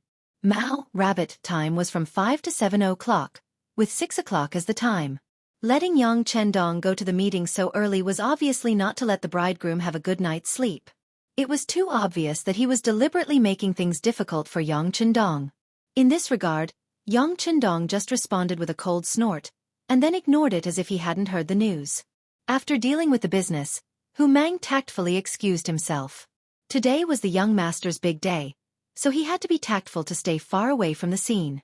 With no one bothering him anymore, Yang Chendong straightened his clothes and walked towards Hu Yan's courtyard in the inner courtyard. Tonight, he was going to perform the Duke of Zhou's rites with her. When he thought of this, his footsteps seemed to quicken. In the bridal chamber, Hu Yan, who had just sent away her elder sister Yang Fei, had returned. After removing her makeup, she changed into a red bridal dress and sat by the bed, waiting. At this time, the room was very quiet, and only the sound of Hu Yan's little heart beating could be heard. Although she had long thought that there would be a day like this, and even looked forward to it. But when she really arrived, she still felt a little nervous. In particular, the servant girl Xiaoqing was nowhere to be found, and no one accompanied her to talk, so the tense atmosphere was even more intense. Creak! The door was pushed open from the outside. Out of instinct, Hu Yan blurted out, "Is it Xiaoqing?" "What? You don't like Lu Lang, but Xiaoqing?" With a man's magnetic voice, Yang Chendong, who had changed into a loose red robe, stepped in. Seeing that it was Yang Chendong, Hu Yan's heart beat faster. "No, no. What do you mean by no? Do you like Lu Lang more or Xiaoqing more?" Yang Chendong knew that she was nervous, but he still teased her, which was also a way to relieve her tension. I like Lu Lang more." At this time, Hu Yan's voice was very low. If it weren't for Yang Chendong's good hearing, he probably wouldn't have heard what she was saying. After saying this, she had lowered her head. He didn't need to look to know how red her face was right now. Ha ha ha. After seeing the answer he was satisfied with, Yang Chendong strode forward, picked up Hu Yan, and put her on the bed. At the same time, he waved his sleeve, and all the red candles in the room were extinguished. I like Yen'er too. After a short sentence, a series of rustling sounds could be heard, and then the moon, which was originally hanging in the sky, was now nowhere to be seen. Soon, the entire courtyard was filled with extravagant sounds, 10,000 words omitted. Happy time always passed quickly, and the sky slowly brightened. At the embroidered uniform guard's office, seeing that the time had passed and Yang Chendong still hadn't arrived, Han Ji acted as if he had won the lottery. He quickly went to LV Gue, who was sitting there with his eyes closed. "Commander, he didn't come. It seems like he doesn't take your words seriously at all." LV Gue didn't even open his eyes after hearing this. No one knew what he was thinking. His eyeballs kept rolling. According to Han Ji's understanding of LV Gue, he was really angry at this time. It seemed that Yang Chendong wouldn't have a good time. That was the truth. LV Gue still didn't open his eyes, but the words he said made Han Ji feel very relieved. Yang Chendong didn't listen to your orders. Suspend his duties first and spread this decision to all the embroidered uniform guards. Suspension for not attending the meeting. This was LV Gue's trap for Yang Chendong. Or it could be said that he had already planned this, so when he said this, he didn't hesitate at all. Yes. Han Ji was waiting for this sentence. After he agreed, he turned around and left. He was eager to spread the news and let all the embroidered uniform guards know. In the future, he would like to see how arrogant Marquis would be in the future. The embroidered uniform guards and the East faction guards had always been the focus of the security bureau. If there was a situation here, it would be sent to the Yang family village and sent to the director Tiger's man.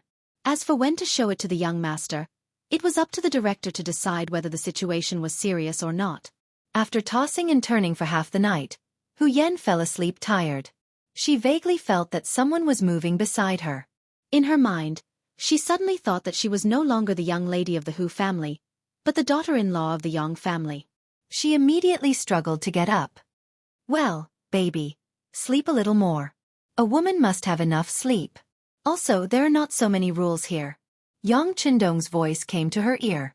Then she felt a heat on her forehead, and their lips came in close contact. After kissing Hu Yan's forehead, Yang Chendong walked out of the bedroom with a face full of energy. After going out, he saw that Xiaoqing had already prepared the water and was waiting to serve Hu Yan. He smiled and said, "Don't disturb Yen'er first, let her sleep a little longer. Also inform the cook, Ichioer, to immediately make a fresh nutritious breakfast and send it over when the young lady wakes up." Hearing that Yang Chendong was so concerned about her young lady, Xiaoqing's face was full of joy and she quickly agreed. Yang Chendong strode out of the inner courtyard. From afar, he saw Hu Mang waiting for him with a serious expression on his face. Seeing that Hu Mang's brows were almost knitted together, Yang Chendong approached him and asked, "What's wrong? Did something happen?" "Young master, there's a small matter. The embroidered uniform guards just sent a message saying that you didn't come to the meeting. Lu Gui and the others suspended your position in the embroidered uniform guards." Tiger's man's voice became heavier as he spoke. Obviously, he had a lot of opinions about this matter. Someone dared to make trouble for the young master. With his character, it was best to kill and teach them a good lesson. Suspended? That's fine. Since it's like this young master can have a good rest as a newlywed. Yang Chendong didn't care after hearing this. It was just a position in the embroidered uniform guards. He really didn't care about it. Moreover, something big was about to happen. Lu Gui's actions were just smashing his own foot with a rock. "Let's go for a jog." Not taking this information seriously, Yang Chendong smiled at Tiger's man and started his morning jog. Tiger's man was happy that the young master's mood wasn't affected by this. He was worried that the young master would be angered, but now it seemed that he worried too much. The young master's mind was as broad as the sea. The news that the valiant Marquis Yang Chendong's position in the embroidered uniform guards was suspended spread like a gust of wind to the ears of all the officials in the capital. Some of the older officials who believed that they had seen and experienced many things couldn't help but sigh. As expected, an official couldn't be too high profile. Just look at the commotion yesterday. Everyone in the capital knew about it. Wasn't he about to suffer retribution soon? Using this matter, who knew how many people called the younger generation of their families to teach them to endure silently, learn the way of the mean, and not stand out too much. As the main character of this matter, Yang Chendong wasn't as depressed as everyone thought. On the contrary, he was leading the 4 girls, plus 7th sister Yang duo, out of the Yang family manor, heading straight for a place not far away that the common people called Chicken Crow Mountain. Yang Chendong wanted to bring the 5 beauties to the barbecue. For this reason, he had each shower prepare a lot of ingredients. Tiger's man, Beta Persei, Chiu V's first guard, and 3 squads of Cold Front members accompanied them. Everyone left the manor. It was currently autumn. The maple leaves on the mountain were golden yellow, and the scenery along the way was indescribably beautiful. The 4 girls couldn't stop shouting. Women in ancient times rarely had the opportunity to go out like this. Even if they went out, they were often very strict and weren't allowed to casually look around. How was it like being with Yang Chendong, where they could do whatever they wanted? In the spacious and comfortable carriage, lying down wasn't a problem at all. Every time they saw beautiful scenery, they would take out their only camera to record the beauty. Because of this, the caravan also stopped and traveled. In the afternoon, they finally arrived at the foot of Chicken Crow Mountain, which was 30 li away. Soon, everyone set up the grill, held the charcoal, started the fire, prepared the ingredients, and fetched water. The guards also looked around with vigilant eyes. There wasn't the slightest bit of panic, which surprised the 4 girls and made them very happy. The environment in the wilderness was the easiest for people to let their thoughts run wild. Because of this, their mood was also very good. Later on, they even followed a few maids and maids to make skewers out of curiosity. It wasn't enough to just do it themselves, so they even pulled Yang Chendong over. Thus, the dignified marquis of the Great Ming dynasty actually started working there with the servants. This isn't good. 7th sister Yang duo really couldn't believe the scene in front of her. Her husband Wang Go used to be just an insignificant official, but he had always stayed away from the kitchen. The idea of a gentleman staying away from the kitchen was deeply rooted in people's hearts at that time. But look at Yang Chendong. Even though he had the title of marquis and owned such a large family property, he still worked with everyone. From this point alone, the biggest difference between him and the others was that Yang Chendong was different from others. There's nothing bad about it. Since we came out to play and eat, of course, the atmosphere will be better if everyone works together. Hu Yen and Yang duo had the best relationship, and the distance between them was also the closest. Naturally, they heard the whispering just now. But Yang duo still wanted to say something. No buts. Lu Lang didn't refuse. I think he is willing to do such a thing. As his sister, you don't have to care so much. You should hurry up and work. Don't be outdone by others. Hu Yen chuckled. After completing the experience of turning from a girl to a woman last night, her mind didn't seem to be as mature as before. At this time, she was completely like a child. If it wasn't for the torment last night, and her body didn't allow it, she would probably start jumping around in a while.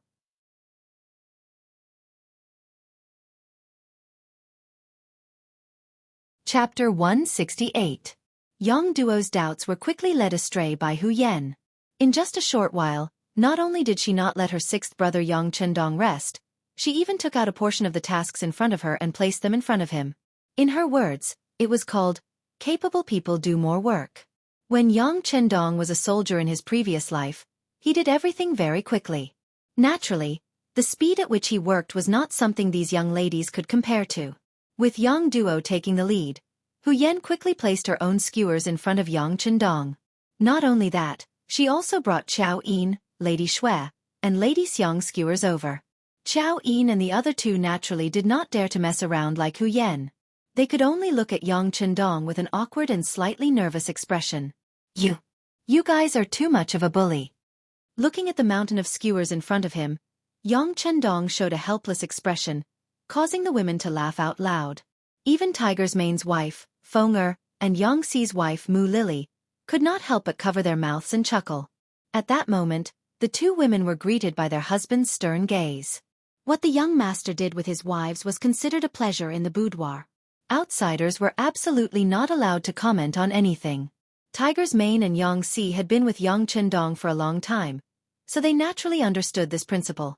After being glared at, the two women curled their lips and looked as if they were not afraid. However, they turned around and busied themselves with their work. Obviously, they were not afraid of their husband, but they knew that they had to give face at the right time. This way they could live a happy life. Looking at Yang Chendong, in the face of the work that was completely beyond one person's ability, he waved his hand and called Tiger's Mane, Beta Persei, and Yang Xi over. "Put it on. I'll leave this work to the three of you." Young master, this. Tiger's Mane and the other two looked troubled. If they were asked to charge and break through enemy lines, they would definitely not object. However, when it came to this kind of work, the three of them were really a little embarrassed and unhappy. "What is this? The young master asked you to do something, and you're still making excuses? Let me tell you, this job is going to be done by the three of you. You have to finish it. Also, spread the news to Crimson City. Let them train a female army. The number doesn't need to be too big, just about 200 people will be enough. In the future, it's better to let them protect Madam. Also, it's better to let them do the delicate work." Yang Chendong sighed. He didn't want a group of men to protect his women. It would be inconvenient. It was better to prepare and train some female soldiers in advance. That's a good idea, a good idea. I've long heard from Xiao Feng that there are many girls in Crimson City who want to become soldiers, but other than entering the propaganda team, there doesn't seem to be a better opportunity. Now that we have a female army, the problem will be solved. Beta Persei laughed foolishly. What problem has been solved? Is it your marriage? Tiger's Mane laughed after hearing this. Among the few of them, Tiger's Mane and Yang Xi's personal problems had been solved. Only Beta Persei had not made any progress in this regard. It was no wonder that Tiger's Mane said this. No. The burly Beta Persei blushed when Tiger's Mane said this. He wanted to argue about something. However, when Yang Chendong saw this, he smiled and said, "Tiger's Mane is right. Beta Persei, you're already 20 years old. It's time for you to find a wife. Work is important, marriage is also important, and carrying on the family line is even more important." Since Yang Chendong said this, Beta Persei could not refute. He could only lower his head and agree. However, anyone could see that he was really uncomfortable holding it in. He wanted to find a chance to learn from Tiger's Mane. They skewered the meat and started to roast it. The sky gradually darkened. Fortunately, Lang Feng had already prepared dry wood. He set them together and lit them up. As a result, a huge bonfire was formed. When the bonfire was lit, the flames burned fiercely. A sense of warmth instantly spread throughout everyone's body. Bonfire, the fragrance of meat, good wine, beautiful women. When all of this was put together, it formed a very beautiful picture. Very soon, Other than Lang Feng, who was on sentry duty and in charge of safety, everyone else, including Yang Chendong and his 4 wives, left the scene and gathered around the bonfire to dance and sing. Everyone's cheeks were red and all of them were beaming with joy. Hu Yan's left hand was held by Yang Chendong, and on her right was Yang Duo. Her hands were raised from time to time, and her legs were kicking and jumping. Her face was like a peach blossom, and she was extremely happy. This kind of life was something she had never dared to imagine before. It was so unrestrained, free, and even freewheeling. And it seemed that her future life could be accompanied by this. How could it not make people yearn for it and feel relaxed and happy? They did not know how long they had been dancing and singing. They drank a lot of wine, and under Dong Shuai's intentional or unintentional actions, Hu Yan was a little drunk. It was already very late. When everyone was tired, Hu Yan felt her body being lifted into the air. She was carried onto Yang Chendong's back and they entered a spacious and sturdy tent that had already been set up. Hu Yan knew that beautiful things like last night would happen again. Just when she was feeling shy, Yang Chendong had gone out and walked in again. This time, he was holding Xiao Yin in his arms. Ah! The sudden appearance of another woman made Hu Yan feel a burst of shyness and surprise. The joy of a boudoir was certainly something that people yearned for, but why did he bring another person out? Before Hu Yan could figure it out, Lady Shui and Lady Xiang were also carried into the tent by Yang Chendong. The other 3 women had already seen this kind of thing. They slept together, so of course, they knew what Dong Shui was going to do. They were a little shy and a little excited. Hu Yan, on the other hand, was completely unaware. Just when she was wondering why there were so many people all of a sudden, a big hand began to wander around her body. That feeling made her feel comfortable and shy. She forced herself to stay awake and said, "Lu Lang, don't do this. There are others." "Not others. They are all your sisters." "Haha, let's do it together," Yang Chendong said very soberly. Under his skillful methods, Hu Yan was quickly turned into a pile of mud. Then, she was completely at his mercy. In her consciousness, she seemed to see a few white bodies. Then, she fainted happily. For a moment, the garden was filled with intoxicating spring. A ray of sunlight slowly shone through the tent and shone on Hu Yan's face. She felt the warmth and slowly opened her eyes. What came into view was that Xiao Yin and the other women were still sleeping. "Ah!" She could not help but exclaim. Her mind instantly recalled some of the things that happened last night. Since she was young, she had never been taught such words and thoughts in her education. For a moment, she could not believe that something like this would happen to her. Xiao Yin, Lady Shui, and Lady Xiang had already woken up. After all, it was not the first time they had done this. Their physical recovery was naturally much better than Hu Yan's. It was only because they did not know how to face it that they pretended to be asleep. However, after this scream, they could no longer pretend. They opened their eyes one by one and saw Hu Yan's tears flowing down the corners of her eyes. Hu Yan's crying made the other 3 women panic. They quickly came forward to comfort her and took the blame, saying that it was all their fault. "No, you are not wrong. It's all his fault. I can't accept this." Hu Yan didn't want to be estranged from her sisters as soon as she came here. Although she was the official wife, she had never thought about how to rely on such an identity to bully others. "Please don't blame Sir. I'm sure Big Sister doesn't know that Sir is especially good in that aspect. None of us can satisfy him." Xiao Yin hated it when people talked bad about Yang Chendong. Even if the person who spoke was Hu Yan, she was still unhappy. "Yes, second sister is right. Sir is indeed very good in that aspect. It's not something we can handle alone." Lady Shui hurriedly said to Xiao Yin, "Sir is working hard outside for our happiness. There are many things he needs to consider. We are just serving him. If we can't satisfy him in this aspect, then aren't we too useless?" Among the women, Lady Xiang, who became Yang Chendong's woman one step ahead of Hu Yan, also expressed her attitude. They did not know when it started, or maybe it was yesterday, but they had automatically made a list. Hu Yan was Yang Chendong's first wife, so she was naturally the eldest sister. Xiao Yin had been with Yang Chendong the longest, so she was naturally the second sister. Lady Shui was the third sister, and Lady Xiang was the fourth sister. As for whether there would be a fifth sister after that, it was already set in stone. Xiao Yin had said that there was a girl named Luan Xiaoyu in their hometown who also liked Yang Chendong very much. Yang Chendong also liked her, but because she was too young, they still had to wait. If there was a fifth sister, then who knew if there would be a sixth sister and a seventh sister?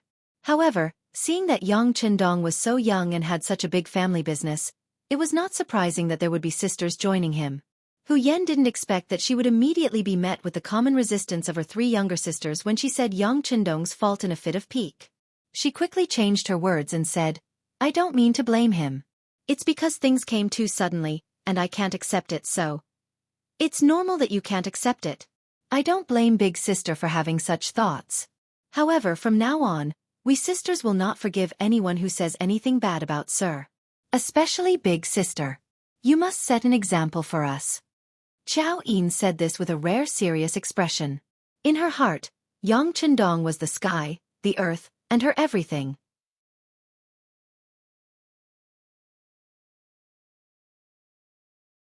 Chapter 169. Oh, I got it. Hu Yan, who had clearly suffered a loss, was now like a child who had done something wrong. She lowered her head and pursed her lips. However, it had to be said that after such a conversation, she had diluted the matter of sleeping together. She, who had been persuaded, had also begun to consider Yang Chendong. At the foot of Chicken Crow Mountain, Yang Chendong had just returned from his morning run when he was stopped by seventh sister, Yang Duo. "What's the matter, seventh sister? Did someone bully you?" Yang Chendong pretended to be angry when he saw the anger in Yang Duo's eyes. Her eyes weren't eyes, and her nose wasn't nose. But in reality, he knew very well what seventh sister was here for and what she wanted to say. "Sixth brother, aren't you going too far? I heard that last night you—" "What happened last night? Did seventh sister not rest well? If so, go back and have a good rest now. If you want to go back to the Yang family village, I can send someone to send you back now. As for other things, let's not talk about them." Yang Chendong saw that the other party was bluntly talking about what happened last night and seemed to want to interfere in his family matters. Yang Chendong used words to block her. In the end, he still had to rely on himself to live his own life. As for other people's opinions, it was just a one-sided opinion and did not represent anything. Perhaps Yang Chendong was very easy to talk to when it did not involve matters of principle. However, when it came to some matters, his words carried enormous weight. Once he made a decision, he would not change it. Yang Chendong's tone suddenly became a little stiff. Yang Duo could not accept it for a moment. "This sixth brother, you've changed?" "It's not that I've changed. It's just that seventh sister has never seriously understood me." Yang Chendong shook his head and looked at Yang Duo very seriously. They were family and had a blood relationship, so he would not watch anyone bully his seventh sister. However, this was not a reason for the other party to interfere in his life. With just one sentence, Yang Duo suddenly became speechless. Yes, she really did not understand Yang Chendong. Ever since her youngest brother had appeared in the capital, she had always been surprised by his appearance. Some matters seemed reckless, but they ended with a cause and effect. Some matters seemed unsolvable, but as long as sixth brother made a move, he would always be able to grasp the crux of the matter and solve it in one step. As a woman, she was only judging from her own point of view. But was her point of view really correct? Even Hu Yan, as the mistress of the house, did not express any doubts. What reason and authority did he have to say anything? "I'm sorry, sixth brother. I'm thinking too much. I think I should go back to the tent and have a good rest." Yang Duo suddenly felt that her behavior was a bit reckless. For a moment, she wanted to find a quiet place to think about it. After saying this, Yang Duo turned around and left. This time, Yang Chendong didn't stop him. He knew that there were some things that he had to figure out himself. Seventh sister, who had already experienced a failed marriage, was most afraid of being hurt in this aspect. Speaking of which, she reminded her out of kindness. However, Yang Duo forgot one thing. Yang Chendong was not Wang Go. After Yang Duo left, Yang Chendong strode back into the tent. After what had happened to seventh sister, he was even prepared to be scolded by Hu Yan. This was his woman, and he should love her. No matter what Hu Yan said, he was prepared to not talk back. When he entered the tent, Xiao Yin and the other two girls had already left. Only the maid Xiaoqing was there to dress Hu Yan. When she saw Yang Chendong enter, Xiaoqing quickly bowed and said, "Master." "And how about this? You can leave for a moment. I have something to discuss with Madam." Yang Chendong smiled and nodded to Xiaoqing. Xiaoqing naturally knew that she would spend the rest of her life with Hu Yan and Yang Chendong. How could she dare to refuse such a small request? She agreed and immediately left. When only the two of them were left in the tent, Hu Yan lowered her head with a blush. Hu Yan was shy. After all, she and her three sisters served Yang Chendong last night. It was a shameful thing. She couldn't adapt for a while and couldn't face it. However, when Yang Chendong saw this scene, he thought that she was angry at him. He hurriedly squatted down and said, "Yan, it's my fault. I didn't consider your feelings. I was too agitated so." "No." His mouth was suddenly blocked by Hu Yan's small hand. "Lu Lang, don't say that. As your wife, I didn't consider your feelings. Last night I was willing." The more she spoke, the lower her head. In the end, her head was about to plunge into Yang Chendong's arms. He didn't expect such a result. For a moment, Yang Chendong was overjoyed. "Really? Yan, you're the best. I love you so much." In ancient times, the word love was not so easily spoken. Even when husband and wife spoke words of love, they rarely used the word love. However, when Yang Chendong said the word love, Hu Yan was overjoyed. She felt that she had made the right decision by listening to Xiao Yin and the others. In her happiness, she said happily, "Lu Lang, I didn't understand you before. You were too tired. As your wife, as long as you're happy, you can do whatever you want in the future." Ha! Yang Chendong had already thought it through. It must be Xiao Yin and the others who did Hu Yan's work that resulted in such a delicious result. He was instantly even more satisfied with Xiao Yin and the others. Originally, he had to spend a lot of effort to persuade them. Unexpectedly, he didn't need to say anything and the matter was resolved. In his happiness, Yang Chendong held Hu Yan's little face and kissed it. With this kiss, Hu Yan felt her entire body go soft. She said shyly and carefully, "Husband, if you want to, can you wait until night time? After all, it's broad daylight. If others find out, I'm afraid it won't be good." Ha ha!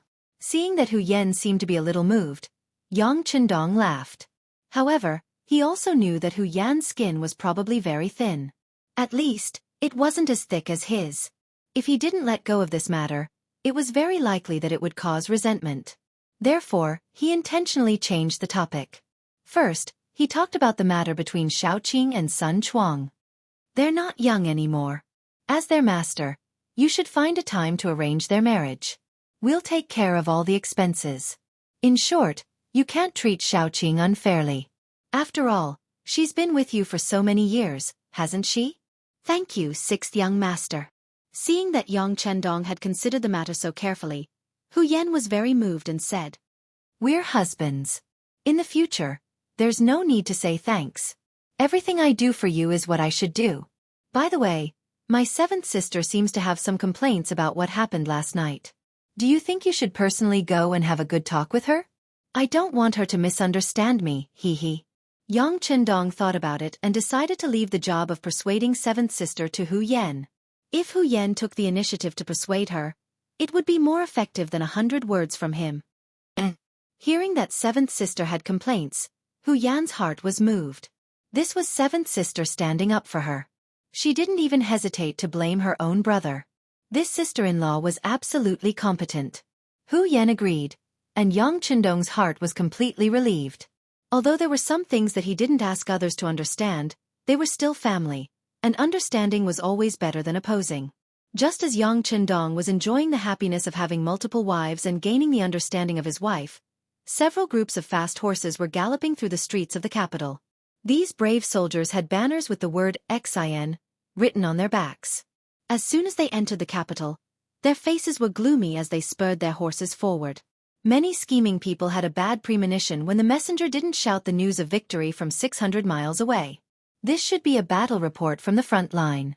If it wasn't a victory report, what could it be? At this time, in the Imperial court, Zhu Qiyu had already changed into a dragon robe and was sitting on a huge golden dragon throne. He was looking at the officials and listening to them report on the important matters of the court. Zhu Qiyu, who had been emperor for some time, had gradually come to like this feeling of being high and mighty. Although he didn't have complete power and had the final say, he had basically controlled the situation. Out of the 6 ministries, 2 of the ministers had been replaced by his favored candidates: Minister of Revenue Jin Lian and Minister of War Yi Ming. These 2 had replaced Wang Zhua and Kuang Yi, who had followed Emperor Ying to Nanjing. These 2 new ministers were very grateful to Zhu Qiyu for his favor. Naturally, if this substitute emperor had any requests, they would do their best to satisfy them. Of the 6 ministries, the Minister of Works, Shi Pu, had always been a fence-sitter. When Wang Zhan had been present, he had often tried to curry favor with him. Now that Jining had become a head eunuch, he had long since leaned over. In this way, he could also be considered a member of the substitute emperor's faction. Out of the 6 divisions, 3 of them were on her side. Zhu Qiyu felt even more satisfied. Zhu Qiyu had come to court in a happy mood, intending to show off his skills and compete with Zhu Qizhen in governing the country. However, all of this ambition was shattered when a messenger ran into the Imperial court to deliver an urgent military report. Report: important military intelligence from the front line. As soon as the messenger entered the main hall, he knelt on the ground with a thud. It could be seen that he had been running non-stop all this time, so much so that he was a little exhausted. Speak. Hearing that it was a military report from the front line, Zhu Qiyu straightened his body and looked at the soldier with a face full of expectation. Your Majesty, Admiral Shi Hang was ambushed by Walla's army. The army suffered heavy losses, but Admiral broke out of the encirclement and is resisting the enemy cavalry's advance. Please let me report this to Your Majesty first and ask for reinforcements to be sent. Prepare for a big battle. After the messenger finished speaking in one breath, he felt his vision blur and then fainted from exhaustion.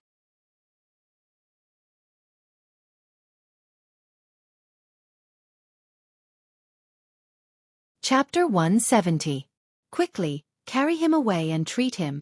Jining stood at Zhu Qiyu's side, looking at the unconscious soldiers as she spoke to the Huban soldiers outside the Imperial court. After saying this, she felt a shadow flicker at her side. Who else could it be but Dai Zong? Just as Zhu Qiyu was about to show off his skills and become a famous monarch to unify the world, he suddenly heard that the front line had been defeated. At this moment, how could he still remain calm? His expression changed greatly, so much so that his body became a little shaky. Dear ministers, how many troops can we mobilize now? Zhu Qiyu forced himself to stay alert upon hearing this report, and he turned his eyes to the new Minister of War, Yi Ming, hoping that he could give a satisfactory result. Yi Ming, courtesy name Zixin, was the son of Yiji, a man of high intelligence. After ascending the throne, Dai Zong had sought the favor of the Minister of Rights and was promoted to Minister of War. He was an official who had been promoted on the front lines. When he first arrived at the Bureau of Military Personnel, his seniority was still shallow, so he did not have complete control over the Bureau of Military Personnel. Now that a problem had arisen, Yi Ming felt his head ache. But Yi Ming was still a capable person, and he quickly calmed down. After some thought, he went to the Bureau of Military Personnel and looked at the reports from the various factions and calculated a result. Your Majesty, there are currently only 5,000 soldiers in the capital. If we continue to urgently mobilize them, we should be able to mobilize another 5,000 soldiers in 3 days. In half a month, we should be able to gather an army of 50,000 soldiers. For the mighty capital of the great Ming dynasty to have so few soldiers was a result that Zhu Qiyu had not expected. But he knew that since Yi Ming dared to say this, there was no doubt about this result. If this was really the case, how should they deal with the arrival of the Walla's army? Speaking of which, there were many reasons for the current situation in the capital. Unlike in history, after the Tumu Fortress incident, Dai Zong had listened to Yu Qian's words and adopted a defensive strategy. This had led to the defense of the capital and the defeat of the Walla's army. Because of Yang Chendong's arrival, Yu Qian had been invited to Tsuxian City long ago to serve him. With the idea gone, Shi Heng took command of the army and sent out the majority of the soldiers in and around the capital. Moreover, Zhu Qizhen had declared himself emperor in Nanjing and taken away a portion of his soldiers, leaving the capital suddenly empty of soldiers. Naturally, They were helpless against Walla's army. At this moment, not only Zhu Qiyu, but the other officials were also staring at each other, unable to find a better idea. As the saying goes, even the cleverest housewife cannot cook without rice. Without sufficient military strength, how can one fight a war? Can one rely on words? If they could win with their mouths, there would be no need for the country to support a large number of troops. Among the ministers, Su Yozhen's eyes kept darting around. Relying on his relationship with Yang Chendong, he was promoted again. He was no longer a part of the Imperial censor, but went to Taichung Temple to become a Shaoqing. He was in charge of the country's sacrificial ceremonies and was a fourth-grade official. The reason why he was promoted so quickly was naturally because Yang Chendong had helped him with a lot of money. It was also because the original Shaoqing of Taichung Temple, Huang Yangxing, went to Nanjing with Ing Zong, so there was a vacancy. As a fourth-grade official, Su Yozhen already had a stage to display his ambitions. At this moment, when he saw the emperor and the other ministers' difficult expressions, he really wanted to stand up and propose to move the capital to the south. After all, a gentleman would not stand under a dangerous wall. In fact, in history, Su Yozhen was the main official who proposed this idea. But now, this idea just flashed in his mind. It was not for anything else, but because Ing Zong had already gone to Nanjing. At this time, what would they mean by going there? It was likely that an internal conflict would be inevitable.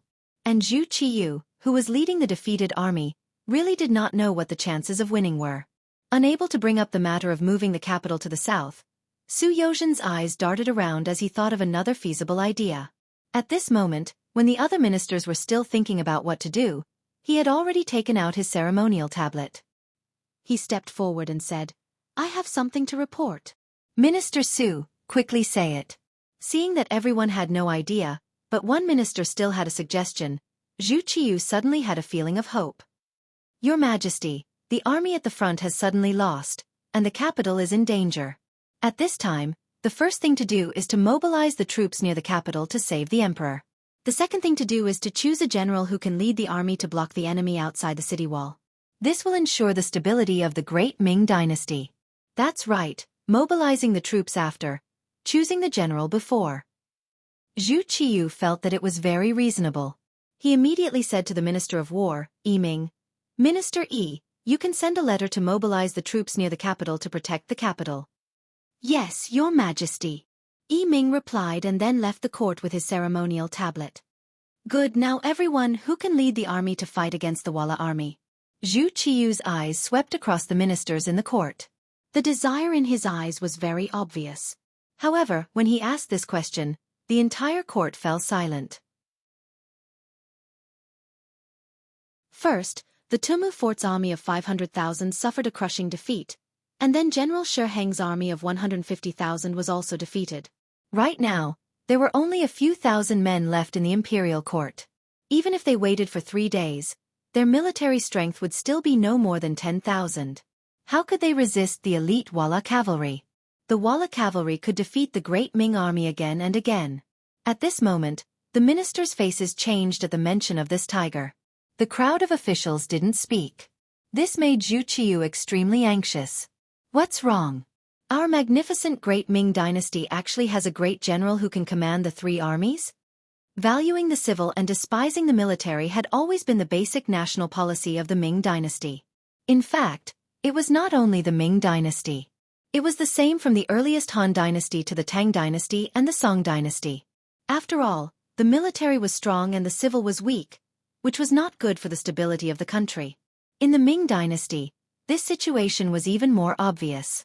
Normally, when the military met the civil officials, it was very rare for the military to be able to straighten their backs. It was just like Xisheng in the past. However, a Qianhu of the Brocade Guard could bully a famous general, Zhang Fu, and invade his land.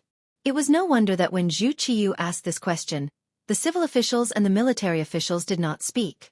Is there really no brave general who dares to face the Walla army? Zhu Qiyu asked loudly in anger. At this moment, he really wanted to roar.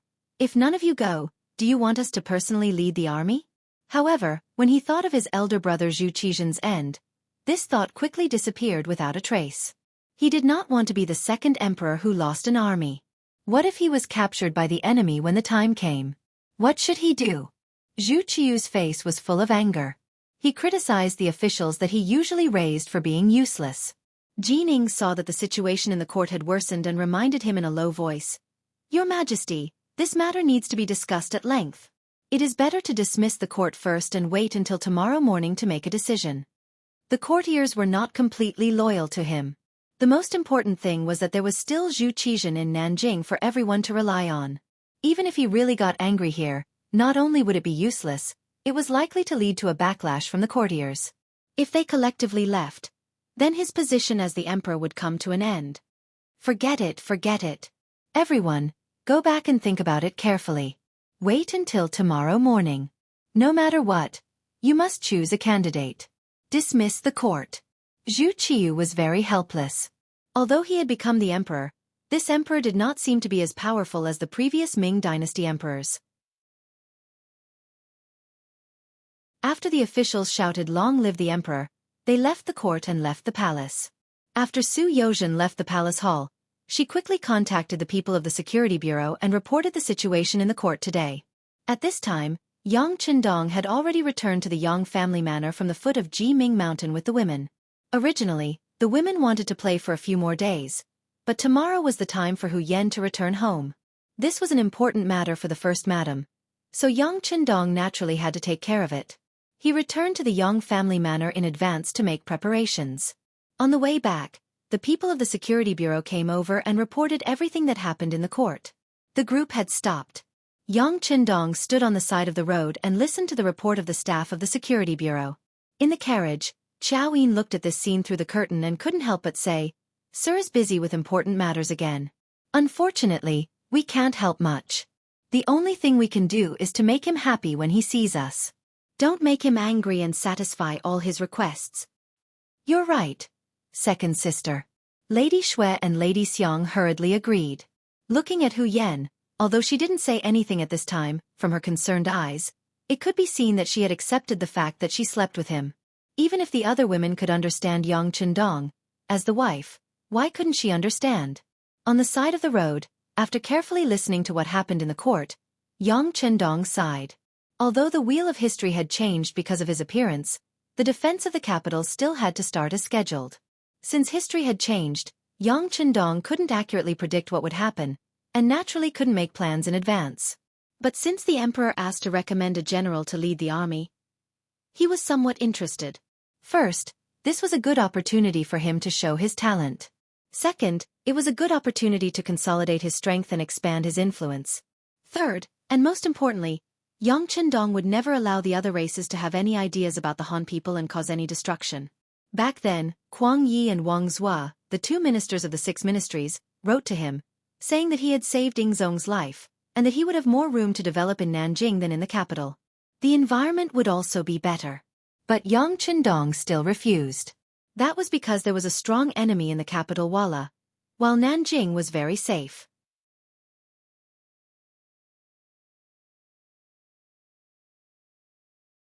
Chapter 171. It couldn't be said that Yang Qindong had appeared for the sake of war, but he had indeed appeared for the sake of the Han's rise to power. Since there were people who wanted to harm the Han, why couldn't he teach them a lesson? Presumably, after this battle, Zhu Qiu would owe him a big favor. This would only be beneficial to his future plans. All right, Marquis knows about this matter. How about this? Go back and tell Su Yozhen to recommend Marquis to lead the army tomorrow morning. Yang Qindong analyzed the situation and felt that the time was right. It was time to step forward, so he informed his subordinates of his decision. Yes. The staff member of the security bureau quickly left after receiving a confirmation. Yang Qindong quickly returned to the spacious carriage. As soon as he entered, the women began to chatter incessantly. Knowing that there were some things that couldn't be hidden, Yang Qindong maintained a smile on his face as he said, "The soldiers on the front lines have been defeated. The Walla army should be arriving at the capital soon." The women had only asked out of curiosity. Even if Yang Qindong hadn't said anything, they would have understood. After all, the idea of a male protagonist had been passed down for thousands of years. But unexpectedly, Yang Qindong didn't have any intention of hiding it from them. He really did tell them about it, but the result was so shocking. They're about to reach the capital? Then we. As a descendant of the Hu clan, Hu Yan was naturally more sensitive to political matters than the other women. You don't need to worry. With sixth brother here, no one in this world can harm you. You just need to properly stay in the Yang clan manor. Yang Qindong spoke with an incomparably resolute voice. At this moment, Yang Qindong was so confident that the four women were mesmerized and unable to extricate themselves. Sensing that the four women weren't panicking anymore, Yang Qindong smiled and said, "All right, let's do what we need to do now. The immortal abode and realm beyond heaven need to operate normally to calm the people. If possible, if there's a property market nearby that's willing to sell at a suitable price, we can buy it. It's also time to expand our operations." To ordinary people, war was naturally a disaster. But to some people, it was filled with countless business opportunities. Everything depended on your position, what kind of information you could obtain, and what kind of authority you held. Yang Qindong didn't lack any of these three things. If he couldn't maximize his benefits in this situation, then all his previous preparations and plans would be meaningless. Bye. This was the first order Yang Qindong gave to Hu Yan and the others, as well as the first mission of his wives. For the sake of making the best of the situation, a total of 5 million taels of silver had been moved out of the cellar of the Yang clan manor. This was all prepared by Yang Qindong before the construction of the Athwood fortress. It was all for the sake of dealing with the current situation. Tell Lang Song to pick up the pace. Be more daring. We have to reach the capital within 5 days. Yang Qindong looked at Lang Feng and his brothers, who were carrying so much silver that their hands were about to go limp. Even though he was giving orders to Tiger's Mane, he was thinking of another problem. If moving silver was so troublesome, it seemed like it was time to consider the issue of banknotes. The appearance of banknotes was a huge step forward in the history of currency. Some people in the world of currency believed that the origin of banknotes in China could be traced back to the white deer skin coin of Emperor Wu's time and the flying money of the Tang dynasty. The flying money was actually just a currency exchange business. It did not enter into circulation and did not function as a currency, so it was not a true banknote. The banknotes of Sichuan and Chengdu during the Northern Song dynasty were the beginning of the true banknotes.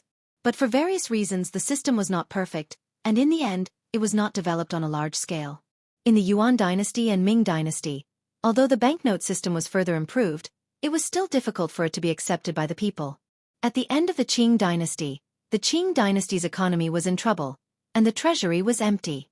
In order to raise money for the military, they had to change their original plan of not printing banknotes for 200 years.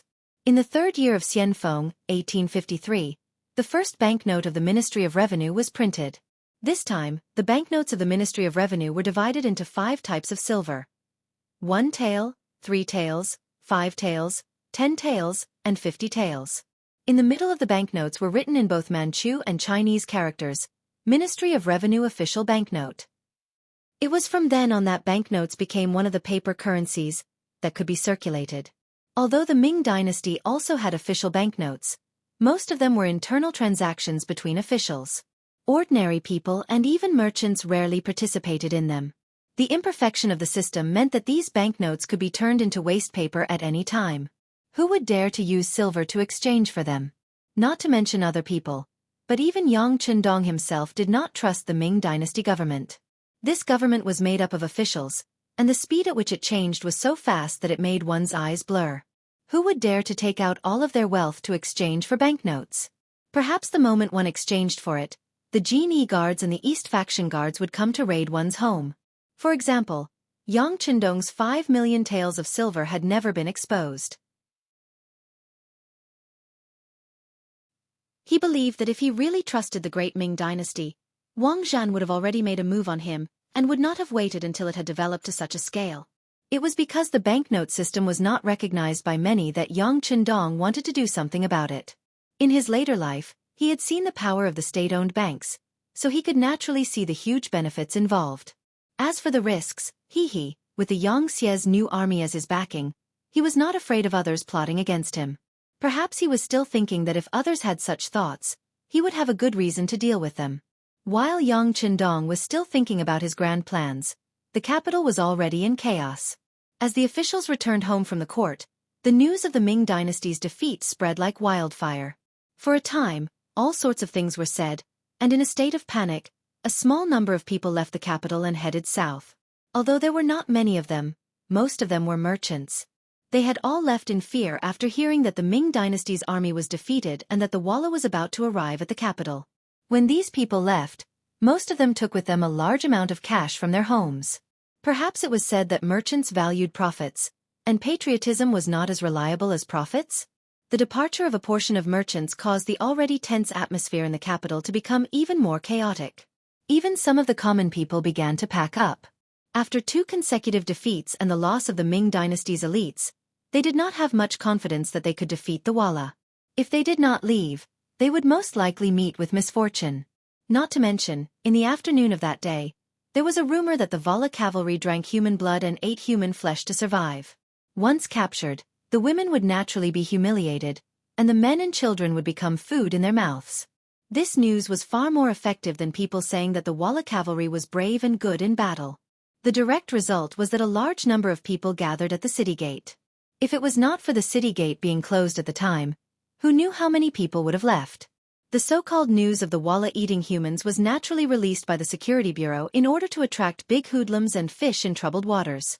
However, this action seemed to be a little too big. At that time, the common people were not well informed and their knowledge was limited.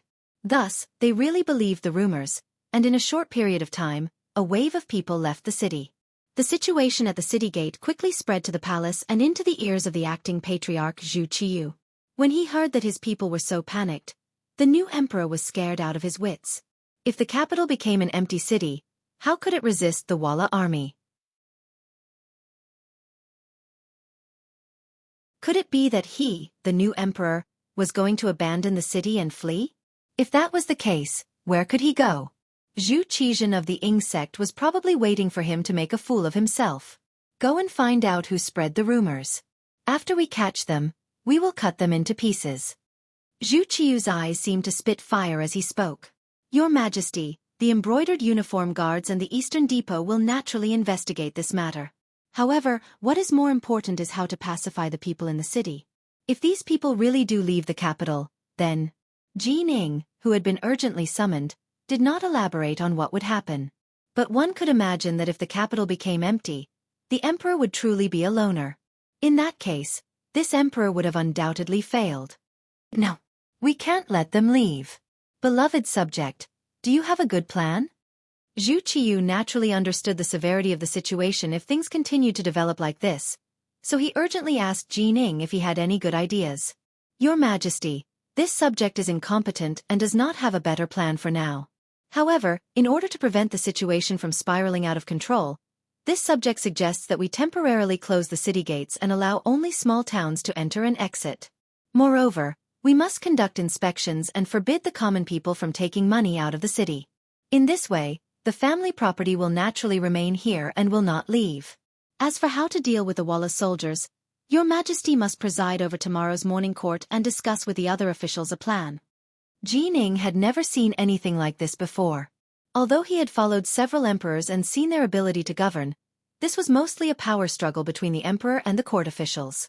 This was the first time he had ever seen an army pressing down on the capital. Zhu Qiyu was somewhat panicked, but he felt that Jianghu's words were somewhat reasonable. He immediately agreed and placed all his hopes on tomorrow's morning court. After a sleepless night, the morning court began as scheduled. At the same time, the main gates of the capital were opened to side gates in the name of preventing Walla spies from sneaking in. Strict inspections were also carried out, and if anyone was found to be leaving the capital with large amounts of money, they would be arrested on the spot for all sorts of unnecessary crimes. Although this method was somewhat forceful, it truly did prevent the common people from leaving the capital. You're tuning in to the Wisdom Diary YouTube channel. Don't forget to subscribe and join us on this journey to catch the most captivating stories.